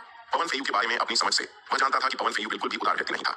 इसके विपरीत वह बेहद प्रतिशोधी था और जो लोग उसे नाराज करते थे उनका शायद ही कभी भला होता था। विराट ने मीरा से कहा कि वह हाल ही में उससे संपर्क करना बंद कर दे, क्योंकि उसके संपर्क की आवृत्ति बहुत अधिक हो गई थी। अगर ऐसा ही चलता रहा तो यह निश्चित रूप से पवन फेयू के लोगों का संदेह और ध्यान आकर्षित करेगा। खासकर रोहन जग्गी के साथ अपनी बातचीत के बाद विराट रोहन जग्गी की दुर्जेय क्षमताओं से अच्छी तरह वाकिफ था। ऐसे प्रतिद्वंद्वी के साथ किसी भी तरह की सावधानी अतिशयोक्तिपूर्ण नहीं थी, और सिर्फ रोहन जग्गी ही नहीं, किशन को भी कम नहीं आंका जा सकता था। किशन की करारी हार से मूर्ख मत बनिए। ऐसा सिर्फ इसलिए हुआ क्योंकि किशन को विराट के बारे में पहले से बहुत कम जानकारी थी। इस तथ्य से कि किशन 2 बार उसके जाल में फंस चुका था और फिर भी अपनी जान बचाकर भागने में कामयाब रहा था, यह स्पष्ट था कि यह व्यक्ति कोई साधारण व्यक्ति नहीं था। इसलिए विराट ने मीरा को रोहन जग्गी से सावधान रहने की चेतावनी तो दी ही, साथ ही उसे किशन से सावधान रहने और उसे कम न आंकने को भी कहा। विराट ने अपनी आंखें थोड़ी सी गोड़ ली।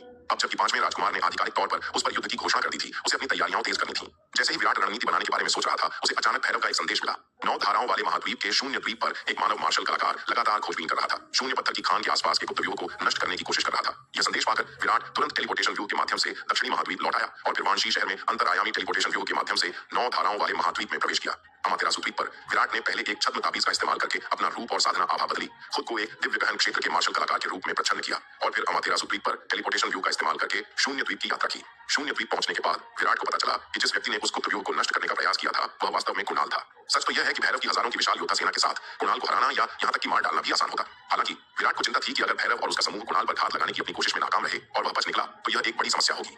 इससे अनिवार्य रूप से उन दानवों का ठिकाना उजागर हो जाएगा जिससे बाहरी लोगों में संदेह पैदा होगा। अब जब दक्षिणी महाद्वीप से आने का उनका रहस्य ज्ञात हो गया था और 5वें राजकुमार और अन्य लोगों ने दक्षिणी महाद्वीप की अपनी जांच को और गहरा कर दिया था तो यह पता लगाना मुश्किल नहीं होगा कि तलवार संप्रदाय के पास एक विशाल योद्धा सेना थी। इसलिए एक बार जब भैरव और उसके समूह का शून्य द्वीप पर पता चल जाता तो दूसरों को शक होता कि वे इस प्राचीन खंडहर में कैसे घुसे और क्या तलवार संप्रदाय के पास घुसने का कोई और रास्ता था।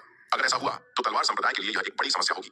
इसलिए विराट ने भैरव को निर्देश दिया था कि अगर मानव योद्धा शून्य द्वीप पर हमला करते हैं तो वह खुद को आसानी से प्रकट न करे बल्कि तुरंत उसे सूचित करे ताकि वह मामले को संभाल सके। विराट ने अपने अंतर्दृष्टि नेत्र को सक्रिय करके अपने आसपास का जायजा लिया और पाया कि केवल कुणाल ही अकेला आया था। पवन, फिराजान, विजय और उसके साथ पहले आए अन्य लोग उसके साथ नहीं थे। ऐसा लग रहा था कि कुणाल भी नहीं चाहता था कि इस शून्य पत्थर की खान के बारे में दूसरों को पता चले और वह इसे अपने पास ही रखना चाहता था। इससे काम बहुत आसान हो गया। अगर दूसरी तरफ ज्यादा लोग होते तो विराट को परेशानी होती। फिर विराट ने एक भेस ताबीज निकाला, एक चमकती रोशनी और विराट तुरंत विजय के रूप में बदल गया। उसने अपना हाथ खोला और विजय के इस्तेमाल किए हुए ब्लेड जैसा ही एक पतला ब्लेड उसके हाथ में दिखाई दिया। सब कुछ तैयार करने के बाद विराट चुपचाप कुणाल की ओर बढ़ा। कुणाल अपने सामने छिपे हुए व्यूह को तोड़ने का तरीका ढूंढने पर ध्यान केंद्रित कर रहा था। अब चूंकि विराट वहां नहीं था इसलिए उसे व्यूह से ज्यादा डर नहीं लग रहा था। अगर विराट अभी भी वहां होता तो वह 10 गुना हिम्मत होने पर भी व्यूह के पास जाने की हिम्मत नहीं करता। कौन जानता था कि विराट ने उस पर घात लगाने के लिए कौन सी कपटी चालें चली होंगी। किंग यांग संप्रदाय के खंडहरों के खजाना घाटी के गुप्त क्षेत्र से निकलने के बाद कुणाल और अन्य लोगों ने उस विशाल द्वीप का कुछ देर तक अन्वेषण किया, फिर उस द्वीप को छोड़ दिया जहां किंग यांग संप्रदाय के खंडहर स्थित थे। जिस पर्वत श्रृंखला पर युद्ध शक्ति भवन स्थित था उसने उनकी प्रगति को अवरुद्ध कर दिया जिससे वे किंग यांग संप्रदाय के खंडहरों में और आगे नहीं बढ़ पाए। वे केवल किंग यांग संप्रदाय के खंडहरों के केंद्र में स्थित भव्य मुख्य शिखर को ही देख पा रहे थे, उस तक पहुंचने में असमर्थ। जिस पर्वत श्रृंखला में युद्ध शक्ति भवन स्थित था वहां से निकलने वाली दमनकारी आभा अत्यधिक शक्तिशाली थी। अपनी वर्तमान शक्ति के साथ वे उस शक्तिशाली अवरोध को तोड़कर किंग यांग संप्रदाय के खंडहरों के केंद्र की को शायद पूज्य क्षेत्र तक पहुंचने के बाद उनके पास उस प्रकार की शक्ति शायद ही बची होगी। युद्ध शक्ति भवन की सतत पर्वत श्रृंखला को किंग यांग संप्रदाय के खंडहरों की बाहरी परिधि माना जाता था। युद्ध शक्ति भवन पर्वत श्रृंखला की दमनकारी आभा को तोड़कर और उसके पीछे प्रवेश करके ही उन्हें किंग यांग संप्रदाय के खंडहरों के भीतर प्रवेश करने वाला माना जा सकता था। 1 महीने से अधिक समय तक बाहरी परिधि का अन्वेषण करने के बाद कुणाल और पवन फिराजान ने किंग यांग संप्रदाय के खंडहरों की बाहरी परिधि की सामान्य स्थिति को मूलतः समझ लिया था। किंग यांग संप्रदाय के खंडहरों की बाहरी परिधि में भी अनेक अपार अवसर छिपे हैं लेकिन उन्हें प्राप्त करना अक्सर भारी जोखिमों के साथ आता है। अपने महीने भर के भ्रमण के दौरान कुणाल ने काफी लाभ अर्जित किए थे और अब उसके पास लगभग 10 करोड़ 7वीं श्रेणी के आत्मरत्न थे। इतना धन इकट्ठा करने के बाद कुणाल और अधिक अवसर प्राप्त करने के लिए और जोखिम उठाने से हिचकिचा रहा था।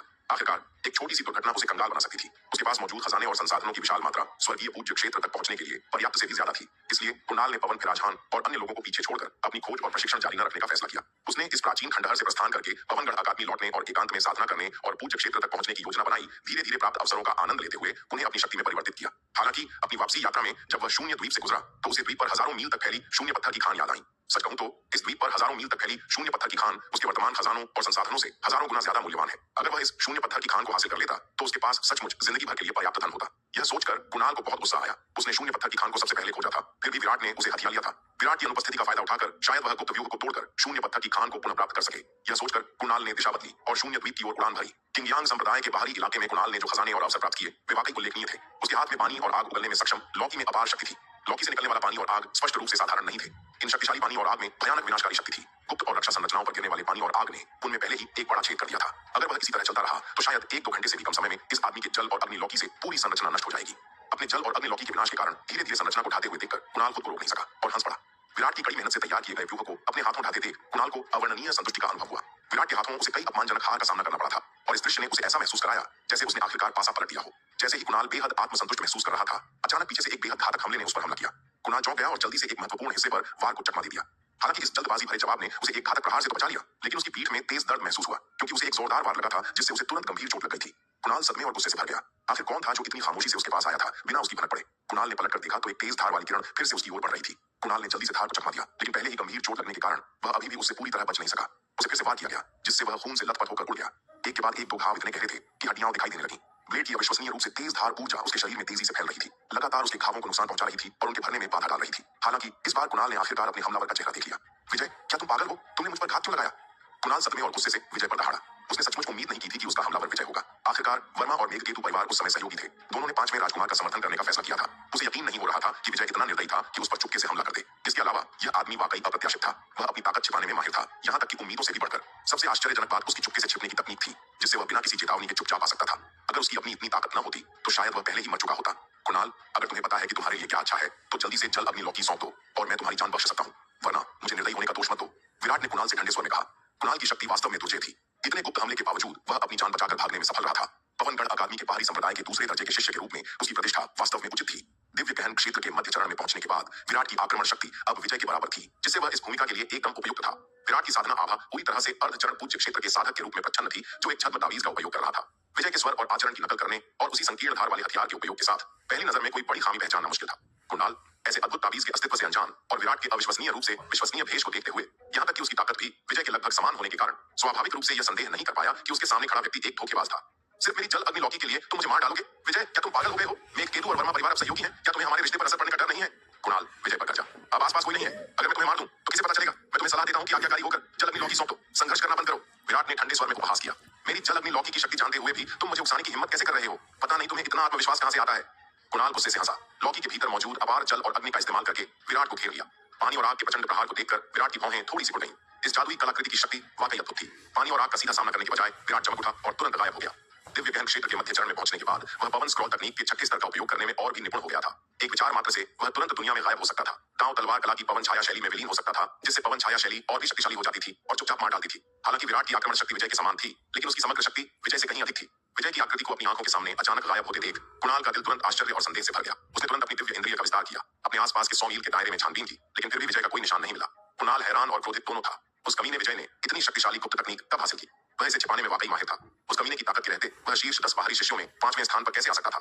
उस कमीने की ताकत किसी भी तरह से उसकी अपनी ताकत से कम नहीं थी। विजय का पता न लगा पाने के कारण उसके हाथ में मौजूद शक्तिशाली जल अग्नि लौकी का इस्तेमाल बेमतलब नहीं किया जा सकता था। एक शक्तिशाली हथियार होने पर भी कोई निशाना न होने के कारण कुणाल को ऐसा लग रहा था जैसे वह रुई पर मुक्का मार रहा हो, पैर नहीं जमा पा रहा हो और बेहद निराश हो रहा हो। कुणाल केवल जल और अग्नि को अपने चारों ओर घुमाकर विजय को छिपकर हमला करने से रोक सकता था। यह देखकर विराट को कोई जल्दी नहीं थी, बल्कि वह चुपचाप मौके की तलाश में घात लगाए बैठा रहा। दरअसल विराट के पास कई जादुई खजाने थे जो कुणाल के जल अग्नि लौकी का मुकाबला कर सकते थे, लेकिन चूंकि वह विजय के वेश में था, इसलिए वह उन खजानों का इस्तेमाल नहीं कर सकता था, जिससे उसकी पहचान आसानी से उजागर हो जाती।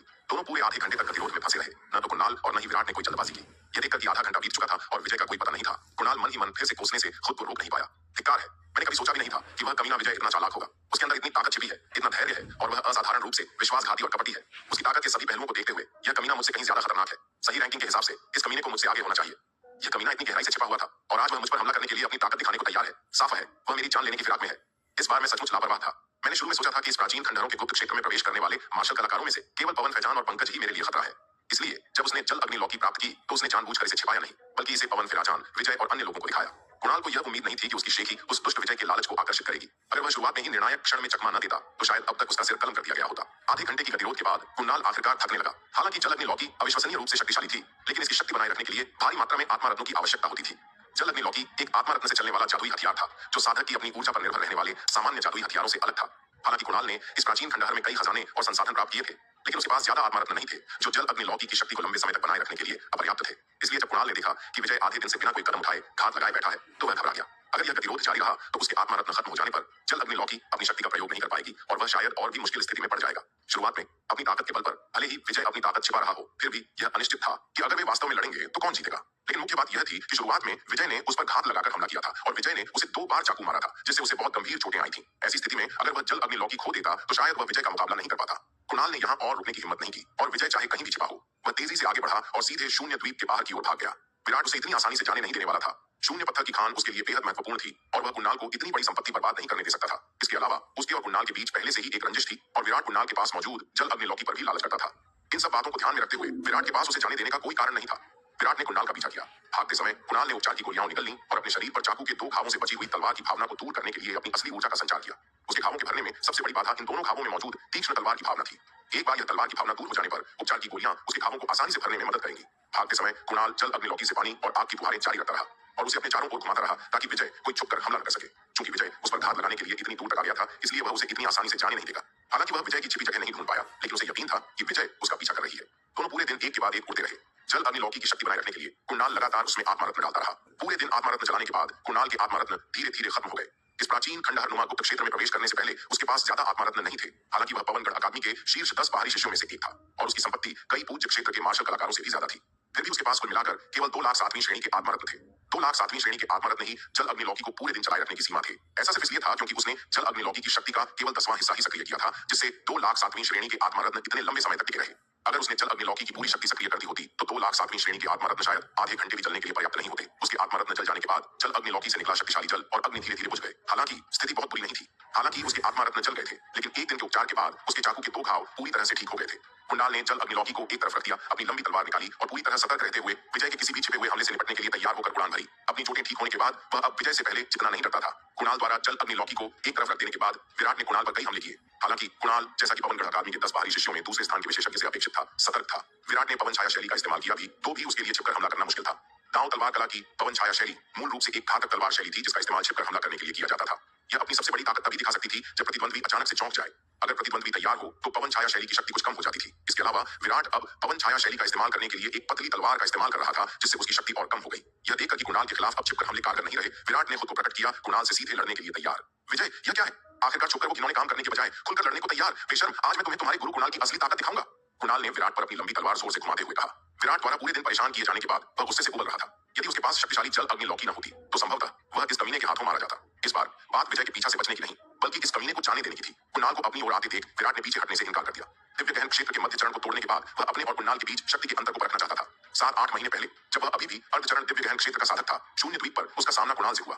वह कुणाल के एक भी तलवार के बाहर का सामना नहीं कर सका और केवल ज्वाला प्रस्फुटन तावीज और व्यू की बदौलत कुणाल को पीछे धकेलने में कामयाब रहा। अब शून्य द्वीप पर कुणाल के साथ अपनी पिछली मुठभेड़ के बाद से वह 2 क्षेत्रों को तोड़ चुका है। अर्धचरण दिव्य गहन क्षेत्र से दिव्य गहन क्षेत्र के मध्य चरण तक आगे बढ़ रहा है। विराट देखना चाहता था कि क्या वह 2 राज्यों को तोड़कर कुणाल को सीधे मुकाबले में हरा सकता है। इस समय विराट ने अन्य सहायक तरीकों को त्याग दिया और कुणाल का सीधा सामना करने के लिए अपनी असली युद्ध शक्ति पर भरोसा किया। एक पल के लिए दलदल के ऊपर आकाश में अतुलनीय रूप से तीक्ष्ण तलवार और ब्लेड की ऊर्जा एक दूसरे से टकरा गई।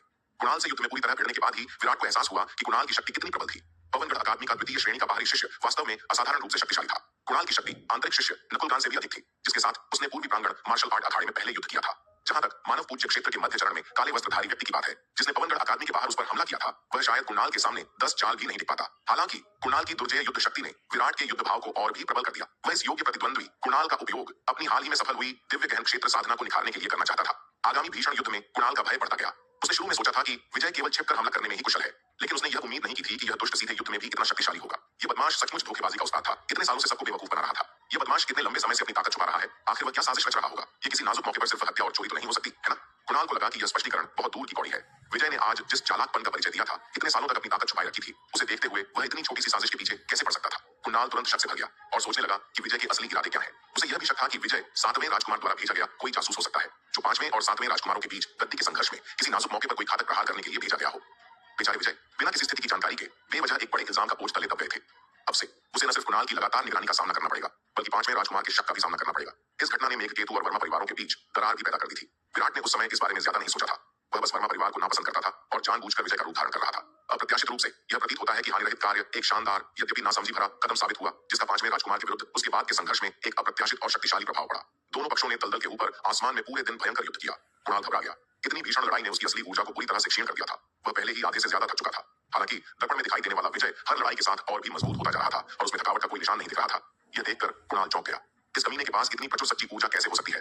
सच्ची ऊर्जा बहाल करने वाली गोलियों के साथ भी यह अक्षय नहीं होनी चाहिए। आखिरकार लड़ाई की तीव्रता को देखते हुए सच्ची ऊर्जा की गोलियों की पुनर्प्राप्ति गति संभवतः खपत के साथ तालमेल नहीं बिठा पा रही थी। इस दौरान कुणाल ने अपना असली सार वापस पाने के लिए गोलियां ली थी, लेकिन उनकी मदद से भी उसका असली सार धीरे धीरे कम होता जा रहा था। इन गोलियों के बिना उसका असली सार बहुत पहले ही पूरी तरह से खत्म हो चुका होता। कुणाल को आखिरकार डर लगने लगा। पूरी ताकत से तलवार के वार से विजय को पीछे धकेलने के बाद वह मुड़ा और भागने लगा। इस बार वह सचमुच अपनी जान बचाकर भाग रहा था। जल अग्निलौकी का इस्तेमाल करके उसका पिछला भागना अपनी चोटों को ठीक करने के लिए समय निकालने का एक तरीका मात्र था, भागने की कोई सच्ची इच्छा नहीं। आखिरकार अपनी ताकत पर भरोसा रखते हुए उसने विजय को सबक सिखाने की योजना बनाई थी जब उसकी चोटें ठीक हो जाएंगी। लेकिन अब वह सचमुच डर गया था। उसने अपनी पूरी ताकत लगा दी थी और फिर भी विजय से सीधे हार गया था, जिसका मतलब था कि विजय की कुल ताकत वाकई उससे ज्यादा थी। अगर वह अभी नहीं भागा तो वह सचमुच विजय के हाथों में पड़ सकता था। भागने की कोशिश कर रहा है, सपने देख रहा है। यह देखकर विराट चमक उठा और कुणाल का पीछा करने लगा। विजय, अपनी किस्मत को ज्यादा मत आजमाओ। कुणाल गुस्से से चिल्लाया। तो क्या हुआ अगर मैं तुम्हें धमका रहा हूं? अगर तुम्हें पता है कि तुम्हारे लिए क्या अच्छा है तो जल अग्निलौकी दे दो और मैं तुम्हारी जान बख्श दूंगा। विराट ने ठंडे स्वर में कहा। यह देखकर कि विजय लगातार उसका पीछा कर रही थी और उससे कहीं ज्यादा तेज थी, कुणाल ने जल्दी से उसका पीछा किया और उसका रास्ता रोक दिया। यह देखकर कुणाल के पास अपने दिल के दर्द को दबाने, एक पलायन तावीज को निकालने, उसे कुचलने और उसे एक अकल्पनीय प्रकाश किरण में बदलने के अलावा कोई विकल्प नहीं था, जो तुरंत दूर कहीं गायब हो जाती। यह पलायन तावीज एक बेहद कीमती वस्तु थी जो उसने किंगयांग संप्रदाय के खंडहरों से प्राप्त की थी। इसका इस्तेमाल करके वह एक शक्तिशाली पृथ्वी पूज्य क्षेत्र विशेष के हाथों से बच सकता था। मूल रूप से यह उसका सबसे कीमती तुक का पत्ता था और वह इसका इस्तेमाल कभी नहीं करता था जब तक कि बहुत जरूरी न हो। हालांकि अब जब कुणाल विजय के चंगुल में फंस चुका था और उसके पास इस पलायन तावीज का इस्तेमाल करने के अलावा कोई चारा नहीं था, तो उसे डर था कि अगर विजय उसे परेशान करता रहा तो पता नहीं वह धोखेबाज और क्या क्या चालें चलेगा। इस पलायन तावीज का इस्तेमाल करके अपनी जान बचाकर भागने के बाद कुणाल विजय से दिल ही दिल में नफरत करने लगा। उड़ते हुए उसने दांत पीसते हुए सोचा कि इस प्राचीन खंडहर नुमा गुप्त क्षेत्र से निकलकर वह वर्मा परिवार से हिसाब बराबर कर लेगा। धिक्कार है, आज उसे इतनी अपमानजनक स्थिति में डाल दिया गया था और जब तक वह अपना बदला नहीं ले लेता वह इस अपमान को बर्दाश्त नहीं कर पाएगा। यह देखकर कि कुणाल ने बच निकलने के लिए पलायन तावीज का इस्तेमाल किया था, विराट उसका पीछा छोड़ ही सकता था। उसकी वर्तमान ताकत कुणाल के लगभग बराबर ही थी और आक्रमण शक्ति के मामले में कुणाल उससे भी थोड़ा ज्यादा ताकतवर था। उसने कुणाल को केवल उन गोलियों के चमत्कारी प्रभावों पर भरोसा करके ही परास्त किया था जिनसे उसका असली सार वापस आ गया था। अगर वह सचमुच कुणाल को सीधे तौर पर हराना चाहता था तो सिर्फ उसकी तलवारबाजी पर निर्भर रहना लगभग नामुमकिन होता जब तक कि वह अपने दूसरे थोक के पत्ते न दिखा दे। हालांकि एक बार ऐसा करने पर विजय का उसका भेष उजागर हो सकता था, जिससे कुणाल उसके भेष को भांप सकता था। जब तक उसे कुणाल को मारने का पूरा यकीन न हो, विराट ऐसा जोखिम नहीं उठाना चाहता था। इसके अलावा कुणाल को इस प्राचीन खंडहर में कई मौके मिले थे जिससे यह अंदाजा लगाना मुश्किल था कि उसके पास और कौन से जीवन रक्षक तुर्क के पत्ते हैं। उसे पूरी तरह से मारना आसान नहीं होगा। ठीक उसी तरह जैसे उसने पहले इस्तेमाल की गई पलायन तावीज, उससे तुरंत उत्पन्न होने वाली गति इतनी तेज थी कि छोटी नीली चिड़िया को भी उसे पकड़ने में मुश्किल होती। जब शून्य द्वीप पर उसका पहला घात विफल हो गया तो विराट को पहले से ही पता था कि कुणाल को मारना लगभग नामुमकिन है। उसके बाद कुणाल का लगातार पीछा करना, जल अग्नि लौकी को हथियाने की कोशिश करना सिर्फ एक बहाना था। उसका मुख्य उद्देश्य बस कुणाल को शून्य द्वीप से भगाना था। दोस्तों आपको यह एपिसोड कैसा लगा हमें कमेंट करके जरूर बताएं और इस वीडियो को लाइक और शेयर करना ना भूलें। चलिए मिलते हैं एक नए एपिसोड के साथ।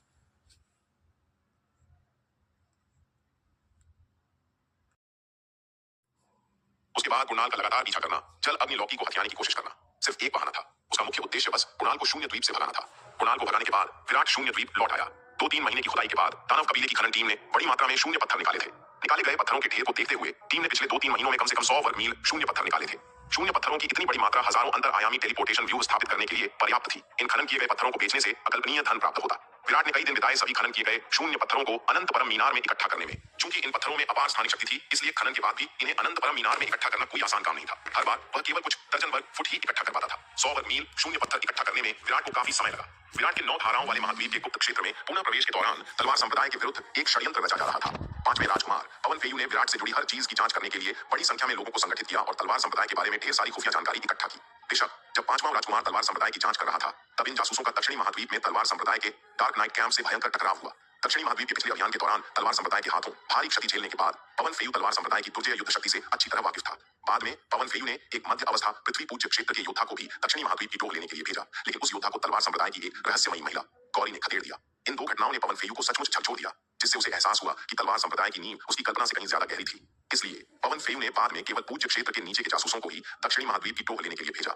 आखिरकार दक्षिणी महाद्वीप में पूज्य क्षेत्र के योद्धा बहुत कम थे। अगर कोई पूज्य क्षेत्र का योद्धा अचानक प्रकट हो जाता तो वह बहुत ही विशिष्ट होता, जिसे नजरअंदाज करना असंभव होता। तलवार संप्रदाय के शक्तिशाली युद्ध प्रभाव के खतरे के तहत सामान्य मानव पूज्य या पृथ्वी पूज्य क्षेत्र के योद्धाओं का प्रकट होना अनिवार्य रूप से केवल मृत्युदंड होगा। हालांकि पवन फेयू दक्षिणी महाद्वीप में बहुत अधिक शीर्ष स्तरीय विशेषज्ञों को नहीं भेज सकता था। आखिरकार उसका दुश्मन केवल विराट ही नहीं था, उसका सबसे बड़ा दुश्मन हमेशा 7वां राजकुमार पवन फेयू था। अगर वह विराट और तलवार संप्रदाय से निपटने के लिए बहुत ज्यादा शक्ति का इस्तेमाल करता तो 7वां राजकुमार स्थिति का फायदा उठा सकते थे। अगर विराट और तलवार संप्रदाय से निपटने के जरिए 7वें राजकुमार को स्थिति का फायदा उठाने का मौका मिल जाता तो उसे भारी नुकसान होता। इसलिए पवन फेयू ने खुफिया जानकारी इकट्ठा करने के लिए पूज्य क्षेत्र से नीचे के योद्धाओं को दक्षिणी महाद्वीप में भेज दिया। दक्षिणी महाद्वीप में दिव्य परिवर्तन क्षेत्र के योद्धाओं की भरमार थी, इसलिए पूज्य क्षेत्र से नीचे के योद्धाओं को भेजने से ज्यादा ध्यान आकर्षित नहीं होता। इसके अलावा अगर पूज्य क्षेत्र से नीचे के ये योद्धा मर भी जाते तो भी उस पर कोई खास असर नहीं पड़ता। पूज्य क्षेत्र से नीचे के कई योद्धा मर भी जाते तो भी उसे जरा भी दया नहीं आती। 5वें राजकुमार पवन फेयू और विराट के बीच का मामला जल्दी ही 7वें राजकुमार पवन फेयू के कानों तक पहुंच गया। पवनगढ़ अकादमी के दक्षिणी प्रांगण के एक भव्य हॉल में 7वें राजकुमार पवन फेयू मुख्य आसन पर बैठे अपने जासूस की रिपोर्ट सुन रहे थे। मुझे आश्चर्य है कि यह विराट कौन है। पूर्वी प्रांगण का एक साधारण बाहरी शिष्य पवन फेयू को इतना अपमानित करने में कामयाब रहा है। यही कारण है कि मैं इस विराट से मिलने के लिए उत्सुक हूँ। जासूस की रिपोर्ट सुनने के बाद पवन फेयू ने उसे जाने का इशारा किया और अपने दोनों ओर बैठे मार्शल कलाकारों को देखकर मुस्कुराया। हाल के वर्षों में वह पवन फेयू से बार बार हारता रहा था। हालांकि दोनों पक्षों को पवनगढ़ शाही शहर के 5 महान परिवारों में से 2 का समर्थन प्राप्त था, फिर भी पवन फेयू का पक्ष थोड़ा मजबूत था।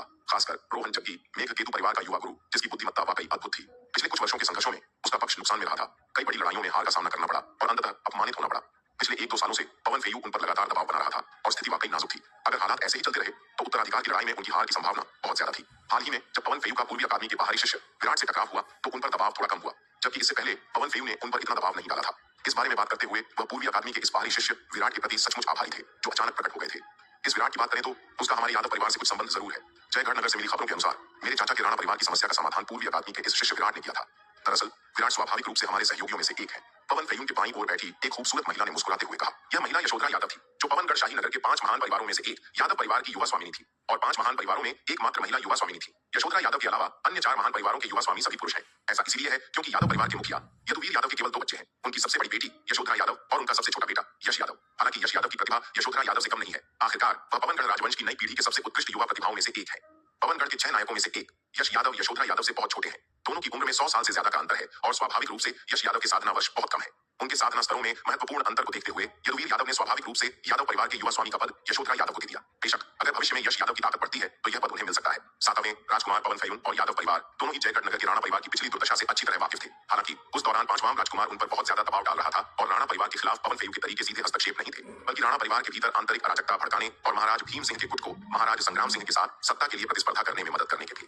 इस स्थिति का सामना करते हुए यादव परिवार राणा परिवार की मदद करना चाहता था, लेकिन उस समय वे अपनी जनशक्ति नहीं दे सकते थे और उन्हें यह भी एहसास हुआ कि राणा परिवार में फैली अराजकता स्पष्ट रूप से उन्हें फंसाने के लिए एक चाल थी। अगर यादव परिवार को उस दलदल में घसीटा जाता तो इससे उनकी ऊर्जा काफी हद तक भटक जाती, जिससे सातवें राजकुमार का पक्ष कमजोर हो जाता। इसलिए विकल्पों पर विचार करने के बाद यादव परिवार ने अंततः राणा परिवार के मामलों में हस्तक्षेप न करने बल्कि राणा परिवार को खुद ही इसे सुलझाने देने का फैसला किया। सीधे शब्दों में कहें तो पवन फयून और यादव परिवार ने राणा परिवार को त्याग दिया था। यही कारण है कि पवनगढ़ अकादमी पहुंचने के बाद आदित्य राणा हमेशा विराट के साथ रहा और यादव परिवार से कभी नहीं मिला। महाराज संग्राम सिंह की पवनगढ़ शाही शहर की यात्रा सातवें राजकुमार के निमंत्रण पर हुई थी। महाराज संग्राम सिंह के घायल होने के बाद पांचवें राजकुमार के दमन के तहत राणा परिवार को एक गंभीर संकट का सामना करना पड़ा। इस समय सातवें राजकुमार और यादव परिवार ने केवल प्रतीकात्मक रूप से किसी को एक बार मिलने के लिए भेजा, कोई वास्तविक सहायता नहीं की। अगर विराट न होता तो न केवल आदित्य राणा बल्कि राणा परिवार के मुखिया महाराज संग्राम सिंह भी पहले ही दुर्भाग्य का शिकार हो चुके होते। राणा परिवार के लिए इस बारे में कोई नाराजगी न रखना असंभव है। इसलिए जब महाराज संग्राम सिंह अपनी चोटों से उबर गए और उनकी साधना में सुधार हुआ तो उन्होंने सातवें राजकुमार और यादव परिवार से दोबारा संपर्क नहीं किया, बल्कि विराट की सेवा की और तलवार संप्रदाय के शालिनी मंडप कारवां का रक्षक बन गया। पांचवें राजकुमार और विराट के बीच संघर्ष के बारे में जानने के बाद यशोधरा यादव ने विराट की विस्तृत जांच की। इस जांच से पता चला कि विराट का राणा परिवार से गहरा संबंध था, जिससे उसने अपना ध्यान राणा परिवार पर केंद्रित किया। इससे पहले पवन फयून और यादव परिवार द्वारा राणा परिवार को छोड़ने के बाद यशोधरा यादव ने उनके मामलों पर कम ध्यान दिया था। विराट की स्थिति के कारण राणा परिवार में इस नए सिरे से रुचि पैदा होने तक उसे यह पता नहीं चला कि उन्होंने अपनी कठिनाइयों पर काबू पा लिया है। महाराज संग्राम सिंह न केवल अपनी चोटों से उबर गए थे बल्कि राणा परिवार के विभिन्न गुटों पर और भी मजबूत नियंत्रण हासिल कर लिया था। इस जांच ने यशोधरा यादव को विराट से और भी अधिक प्रभावित किया। महाराज संग्राम सिंह की चोटों ने उनकी मार्शल आर्ट की नींव को नुकसान पहुंचाया था। हालांकि यह लाइलाज नहीं थी, लेकिन उसे ठीक करने की कीमत बहुत ज्यादा थी। न तो पवन फयून और न ही यादव परिवार महाराज संग्राम सिंह जैसे तुच्छ व्यक्ति के लिए इतनी भारी कीमत चुकाने को तैयार थे। अप्रत्याशित रूप से विराट ने अंततः महाराज संग्राम सिंह की चोटों को ठीक कर दिया। हालांकि यशोधरा यादव को इस बात की निश्चित पुष्टि नहीं मिली थी कि विराट ने महाराज संग्राम सिंह को ठीक किया था, लेकिन उसके द्वारा एकत्रित जानकारी के आधार पर वह लगभग 70 से 80% निश्चित थी कि महाराज संग्राम सिंह के ठीक होने में विराट का ही हाथ था। ऐसा इसलिए था क्योंकि महाराज संग्राम सिंह की चोटें ठीक उसी समय ठीक हुई थीं जब विराट प्राचीन खंडारों से पवनगढ़ अकादमी लौटा था और विराट उस दौरान जयगढ़ नगर में था। इसका मतलब था कि विराट को प्राचीन खंडारों में कोई दुर्लभ अमृत मिला था और महाराज संग्राम सिंह उसे पीकर ठीक हो गया था, वरना महाराज संग्राम सिंह अकेले अपनी मार्शल आर्ट की इतनी गहरी चोट को ठीक नहीं कर पाता। इस जानकारी की जांच पड़ताल करने के बाद यशोधरा यादव ने राणा परिवार और विराट में तुरंत अपनी रुचि जगा ली। ओह, लगता है विराट और हमारा मिलना तय है। यशोधरा यादव की बातें सुनकर पवन फयून हंस पड़ा। पवन फयून विराट में काफी दिलचस्पी रखता था, जिसने पवन फयून को बेइज्जत कर दिया था। अगर वह उसे भर्ती कर पाता तो वह एक मूल्यवान सहायक साबित हो सकता था। हाँ, इस विराट का न सिर्फ यादव परिवार से रिश्ता है बल्कि एक लड़ाई के जरिए वह हमारे वीर परिवार से भी मिला है। पवन फयून के दाहिनी ओर बैठा सफेद वस्त्रधारी एक युवक हंसा। यह युवक वीरेंद्र वीर था, वीर परिवार का युवा स्वामी, जो पवनगढ़ शाही शहर के 5 महान परिवारों में से एक था। इन महान परिवारों के किसी भी युवा स्वामी से निपटना आसान नहीं था। जब यशोधरा यादव को पांचवें राजकुमार और विराट के बीच संघर्ष की खबर मिली तो वीरेंद्र वीर को भी खबर मिली। यह खबर मिलने पर वीरेंद्र वीर ने विराट की भी जांच पड़ताल की। इस जांच से पता चला कि विराट के वास्तव में उनके वीर परिवार से गहरे संबंध थे। वीर परिवार का विराट के साथ उलझाव पवनगढ़ सराय में वीर प्रताप और विराट के बीच संघर्ष से शुरू हुआ। वीर प्रताप और उसके साथियों को विराट ने न केवल पीटा बल्कि उनका सारा सामान भी छीन लिया और उन्हें सुअरों की तरह वीर परिवार को वापस भेज दिया, जिससे वीर परिवार को भारी अपमान सहना पड़ा। वीणा वीर शुरू में विराट की कट्टर दुश्मन बनना चाहती थी। आखिरकार वीर प्रताप उसका छोटा भाई था। हालांकि किसी कारण से वीणा वीर विराट की दुश्मन नहीं बनी, बल्कि दोनों काफी अच्छे दोस्त बन गए। प्राचीन खंडहर गुप्त क्षेत्र से मिली खबरों के अनुसार विराट ने वीर परिवार के शिष्यों की वहां प्रशिक्षण के दौरान काफी मदद की थी और उन्हें कई बार बचाया भी था, वरना विराट के बिना वीर परिवार को प्राचीन खंडहर गुप्त क्षेत्र में प्रशिक्षण के दौरान भारी नुकसान उठाना पड़ता। ओह, ऐसा कैसे? पवन फयून ने आश्चर्य से वीरेंद्र वीर से पूछा। यह सुनकर वीरेंद्र वीर ने तुरंत विराट और वीर परिवार के बीच की दुश्मनी समझाई। यह सुनकर पवन फयून जोर से हंस पड़ा और बोला, तो लगता है विराट सचमुच हमारे लिए ही बना है। भाई वीरेंद्र, छोटी बहन यशोधरा, आप में से कौन विराट को भर्ती करने में मेरी मदद करेगा? हम महाराज की सेवा करने को तैयार हैं। वीरेंद्र वीर और यशोधरा यादव तुरंत खड़े हो गए और पवन फयून को प्रणाम किया। दक्षिणी महाद्वीप की उत्तरी सीमा पर जयेश ने दिव्य गहन क्षेत्र के शिखर पर एक जासूस को तलवार के एक ही वार से मार गिराया। उसने अपनी तलवार घुमाई, ठुड्डी पर हाथ फेरा और कुछ संदेह के साथ कहा, ये वाकई पवनगढ़ राजवंश के योद्धा हैं, लेकिन उनकी युद्ध शक्ति कमजोर लगती है। हर्षवर्धन ने सहमति में सिर हिलाया और कहा, उनकी युद्ध शक्ति कागज जितनी है। तलवार संप्रदाय का कोई भी योद्धा इनसे कहीं ज्यादा शक्तिशाली होगा। तानिया ने भी अनिश्चितता से कहा, क्या यह हो सकता है कि डार्क नाइट कैंप की खुफिया जानकारी गलत हो? मुझे भी लग रहा है कि मैंने गलत व्यक्ति को मार डाला। डार्क नाइट कैंप द्वारा दिए गए खुफिया निर्देशों का पालन करते हुए उन्होंने कई जासूसों को मार गिराया था, जो गुप्त रूप से दक्षिणी महाद्वीप में खुफिया जानकारी इकट्ठा करने के लिए घुसपैठ कर रहे थे। शुरुआत में वे कथित तौर पर पवनगढ़ राजवंश के इन योद्धाओं का सामना करते हुए काफी घबराए हुए थे। उन्होंने पहले से ही पूरी तैयारी कर रखी थी, किसी भी समय एक संयुक्त हमला करने और आत्मा के ताबीज फेंकने के लिए तैयार। हालांकि जब उन्होंने वास्तव में हमला किया तो उन्हें पता चला कि ये योद्धा उनकी कल्पना से कहीं कम शक्तिशाली थे। न केवल समान क्षेत्र के मार्शल कलाकार उनके सामने बेजोड़ थे, बल्कि उनसे 1-2 उच्च क्षेत्रों वाले भी आसानी से निपट सकते थे। इन मार्शल कलाकारों के विरुद्ध उन्हें किसी भी युद्ध संरचना या संयुक्त आक्रमण की आवश्यकता नहीं थी और उनके द्वारा तैयार किए गए आत्मिक ताबीज पूरी तरह से बेकार थे। जो काम उन्हें मुश्किल लग रहा था वह उम्मीद से कहीं ज्यादा आसान निकला। इससे जयेश और अन्य लोगों के मन में गंभीर संदेह पैदा हो गया। क्या ये वाकई पवनगढ़ राजवंश के मार्शल कलाकार थे? क्या ऐसा नहीं कहा जाता कि मध्य महाद्वीप के मार्शल कलाकार उसी क्षेत्र में शक्ति के मामले में अपने दक्षिणी महाद्वीप के मार्शल कलाकारों पर पूरी तरह से भारी पड़ गए थे? हालांकि दक्षिणी महाद्वीप में प्रवेश कर चुके पवनगढ़ राजवंश के जासूसों के अनुसार उसी स्तर पर उनकी ताकत तलवार संप्रदाय के योद्धाओं से कहीं कम है। हर्षित, जयेश और तान्या सभी देवगढ़ संप्रदाय के तलवार भवन के पूर्व शिष्य थे। देवगढ़ संप्रदाय के तलवार संप्रदाय में विलय और एक युद्ध प्रभाग बनने के बाद वे अब देवगढ़ सेना के अधीन योद्धा हैं। हालांकि चूंकि तलवार संप्रदाय वर्तमान में किसी भी बड़ी लड़ाई में शामिल नहीं है और तलवार संप्रदाय और रक्त छाया गठबंधन के बीच की सीमा की रक्षा मुख्य रूप से मुख्य सेना द्वारा की जाती है, इसलिए इन योद्धाओं के पास करने के लिए ज्यादा कुछ नहीं है। इसलिए अधिक सैन्य योग्यताएं अर्जित करने और अधिक धन कमाने के लिए ये योद्धा अक्सर मिशनों पर निकल पड़ते हैं। डार्क नाइट कैंप तलवार संप्रदाय से सबसे ज्यादा मिशन जारी करता है और ये योद्धा मूलतः डार्क नाइट कैंप के नियमित सदस्य हैं, जिन्होंने 1 या 2 बार से ज्यादा उनके साथ सहयोग किया है। इस बार डार्क नाइट कैंप का मिशन उन पवनगढ़ राजवंश के योद्धाओं को मारना या जिंदा पकड़ना है जो गुप्त रूप से दक्षिणी महाद्वीप में खुफिया जानकारी इकट्ठा करने के लिए घुस आए हैं। क्यों ना हम डार्क नाइट कैंप से पूछें। तान्या ने आखिरकार सुझाव दिया। कुछ देर की बातचीत के बाद हर्षवर्धन और जयेश तान्या के सुझाव पर सहमत हो गए। अपने संचार के लिए जेट तावीज निकाले और डार्क नाइट कैंप से संपर्क करके पूछा कि क्या खुफिया जानकारी सही थी। कुछ पूछताछ के बाद उन्हें जवाब मिला कि खुफिया जानकारी सही थी और जिन लोगों को उन्होंने मारा था वे वास्तव में पवनगढ़ राजवंश के जासूस थे, जिन्होंने दक्षिणी महाद्वीप में घुसपैठ की थी। जवाब पाकर तीनों ने एक दूसरे को देखा। उनके चेहरे संदेह और अविश्वास से भरे हुए थे। क्या ऐसा हो सकता है कि उन्होंने जो कुछ पहले सीखा था वह सब झूठ था और मध्य महाद्वीप के लोग अफवाहों के अनुसार उतने शक्तिशाली नहीं थे। जयेश और अन्य लोग यह नहीं जानते थे कि पवनगढ़ राजवंश के मार्शल कलाकार बहुत कमजोर नहीं थे, बल्कि उनकी युद्ध शक्ति बहुत ज्यादा थी। तलवार संप्रदाय में विराट द्वारा स्थापित विभिन्न प्रशिक्षण केंद्रों ने उनमें से प्रत्येक की साधना को चरम तक निखारा था और तलवार संप्रदाय के सैन्य शिविर में प्रशिक्षित सभी मार्शल कलाकारों का मार्शल आर्ट में एक अविश्वसनीय रूप से ठोस आधार था। विशेष रूप से विराट द्वारा स्थापित तलवार अभिप्राय देह शोधन व्यूह, जो उच्च स्तरीय तलवार अभिप्राय व्यूह के शोधन का सामना कर सकते हैं, उनके पास अधिक ठोस आधार और अधिक शक्तिशाली युद्ध शक्ति होती है। इसके अलावा इतने वर्षों के युद्ध के बाद तलवार संप्रदाय के प्रत्येक सैनिक ने बड़ी मात्रा में सैन्य योग्यता अर्जित की थी, जो एक मज्जा शोधन और अस्थि सृजन तावीज के बदले में पर्याप्त है। पहले तलवार संप्रदाय के सीमित संसाधनों के कारण मज्जा शोधन और अस्थि सृजन तावीज के विनिमय की शर्तें अत्यंत कठोर थीं। पर्याप्त सैन्य योग्यता होने पर भी कोई व्यक्ति इसे विनिमय के लिए प्राप्त नहीं कर सकता था। हालांकि जैसे जैसे तलवार संप्रदाय के संसाधन प्रचुर होते गए, मज्जा शोधन और अस्थि सृजन तावीज का बड़े पैमाने पर उत्पादन होने लगा। तब से मज्जा शोधन और अस्थि सृजन तावीज का विनिमय अधिक खुला हो गया है। पर्याप्त सैन्य योग्यता वाला कोई भी व्यक्ति मज्जा शोधन और अस्थि सृजन तावीज के लिए विनिमय कर सकता है और जैसे जैसे तलवार संप्रदाय के संसाधन प्रचुर होते गए, तावीज भी अधिक सस्ता होता गया। अब तलवार संप्रदाय के लगभग प्रत्येक सैनिक ने मज्जा शोधन और अस्थि सृजन तावीज के लिए विनिमय किया है, जिसके परिणाम स्वरूप तलवार संप्रदाय के प्रत्येक अनुयायी की योग्यता में उल्लेखनीय सुधार हुआ है। यहाँ तक कि कमजोर प्रारंभिक योग्यता वाले लोग भी मज्जा शोधन और अस्थि सृजन तावीज के प्रयोग के बाद पूर्ण रूप से रूपांतरित हो सकते हैं, जिससे तलवार संप्रदाय के प्रत्येक शिष्य की मार्शल आर्ट योग्यता में उल्लेखनीय सुधार होता है। हालांकि अधिकांश शिष्य अपेक्षाकृत बुनियादी मज्जा शोधन और अस्थि सृजन तावीजों का प्रयोग करते हैं, फिर भी इन बुनियादी तावीजों के प्रयोग के बाद उनकी योग्यता आमतौर पर पवनगढ़ अकादमी के शिष्यों के लिए प्रवेश स्तर के मानक तक पहुंच जाती है। इसके अलावा पिछले 1 दशक में तलवार संप्रदाय और रक्त छाया गठबंधन के बीच निरंतर युद्ध ने लगभग हर तलवार संप्रदाय के शिष्य को रक्त और अग्नि के बपतिस्मा से गुजरने के लिए विवश किया है, जिससे उन्हें अत्यधिक प्रशिक्षण प्राप्त हुआ है। तलवार अभिप्राय देह शोधन व्यूह, मज्जा शोधन और अस्थि सृजन तावीज, युद्ध का बपतिस्मा और तलवार संप्रदाय की विशाल संसाधन आपूर्ति, इन सभी कारकों ने मिलकर तलवार संप्रदाय के शिष्यों की औसत युद्ध शक्ति को बहुत ऊंचा कर दिया था। उनकी युद्ध शक्ति पवनगढ़ अकादमी के कुलीन शिष्यों के बराबर है। इसीलिए तलवार संप्रदाय के शिष्यों को स्वाभाविक रूप से पवनगढ़ राजवंश के समान क्षेत्र के मार्शल कलाकारों से निपटना असाधारण रूप से आसान लगता है। जयेश, हर्षित और तान्या मूल रूप से देवगढ़ संप्रदाय के कुलीन शिष्य थे। तलवार संप्रदाय में शामिल होने और प्रचुर साधना संसाधन और सुविधाएं प्राप्त करने के बाद उनकी युद्ध शक्ति आश्चर्यजनक हो गई। तीनों अब दिव्य आत्मा क्षेत्र के अंतिम चरण में है और वे पवनगढ़ राजवंश में पूज्य क्षेत्र से नीचे के किसी भी मार्शल कलाकार से आसानी से निपट सकते हैं। उन्हें केवल आधे चरण पूज्य क्षेत्र के मार्शल कलाकारों से निपटने के लिए थोड़ा और प्रयास करने की आवश्यकता है। जयेश, हर्षित और तान्या जैसे कई शीर्ष मार्शल कलाकार विभिन्न युद्ध विभागों से हैं जो डार्क नाइट कैंप के लिए मिशन चला रहे हैं। तलवार संप्रदाय के ये शीर्ष मार्शल कलाकार दक्षिणी महाद्वीप की उत्तरी सीमा पर पवन फेयू द्वारा भेजे गए जासूसों के साथ भीषण युद्ध में लगे हुए हैं। दक्षिणी महाद्वीप की उत्तरी सीमा दोनों पक्षों के जासूसों के लिए मांस की चक्की बन गई है। हालांकि ज्यादातर हताहत पवन फेयू द्वारा भेजे गए जासूस ही हैं। तलवार संप्रदाय के मार्शल कलाकारों की हताहतों की संख्या बहुत कम है। चूंकि डार्क नाइट कैंप की खुफिया जानकारी बहुत सटीक थी, इसलिए उन्होंने प्रत्येक जासूस को ताकत, संख्या और स्थान जैसे कारकों के आधार पर संबंधित मार्शल कलाकारों को सौंप दिया। इन जासूसों को सौंपे गए तलवार संप्रदाय के मार्शल कलाकार पवनगढ़ राजवंश के जासूसों से थोड़े अधिक शक्तिशाली थे, जिसके कारण शायद ही कभी ऐसी स्थिति बनी हो कि तलवार संप्रदाय की संख्या पवनगढ़ राजवंश के जासूसों से कम हो। इसलिए तलवार संप्रदाय के मार्शल कलाकारों ने पवन फेयू द्वारा भेजे गए जासूसों के खिलाफ एक तरफा करारी जीत हासिल की। दक्षिण महाद्वीप में प्रवेश करने वाले लगभग सभी जासूस बिना किसी अपवाद के या तो मारे गए या जीवित पकड़े गए। उन्होंने जो जानकारी इकट्ठा की वह बहुत कम थी। उन्हें तलवार संप्रदाय की असली स्थिति का भी पता नहीं था। रिपोर्ट मिलने के बाद रोहन जग्गी को सिर दर्द होने लगा।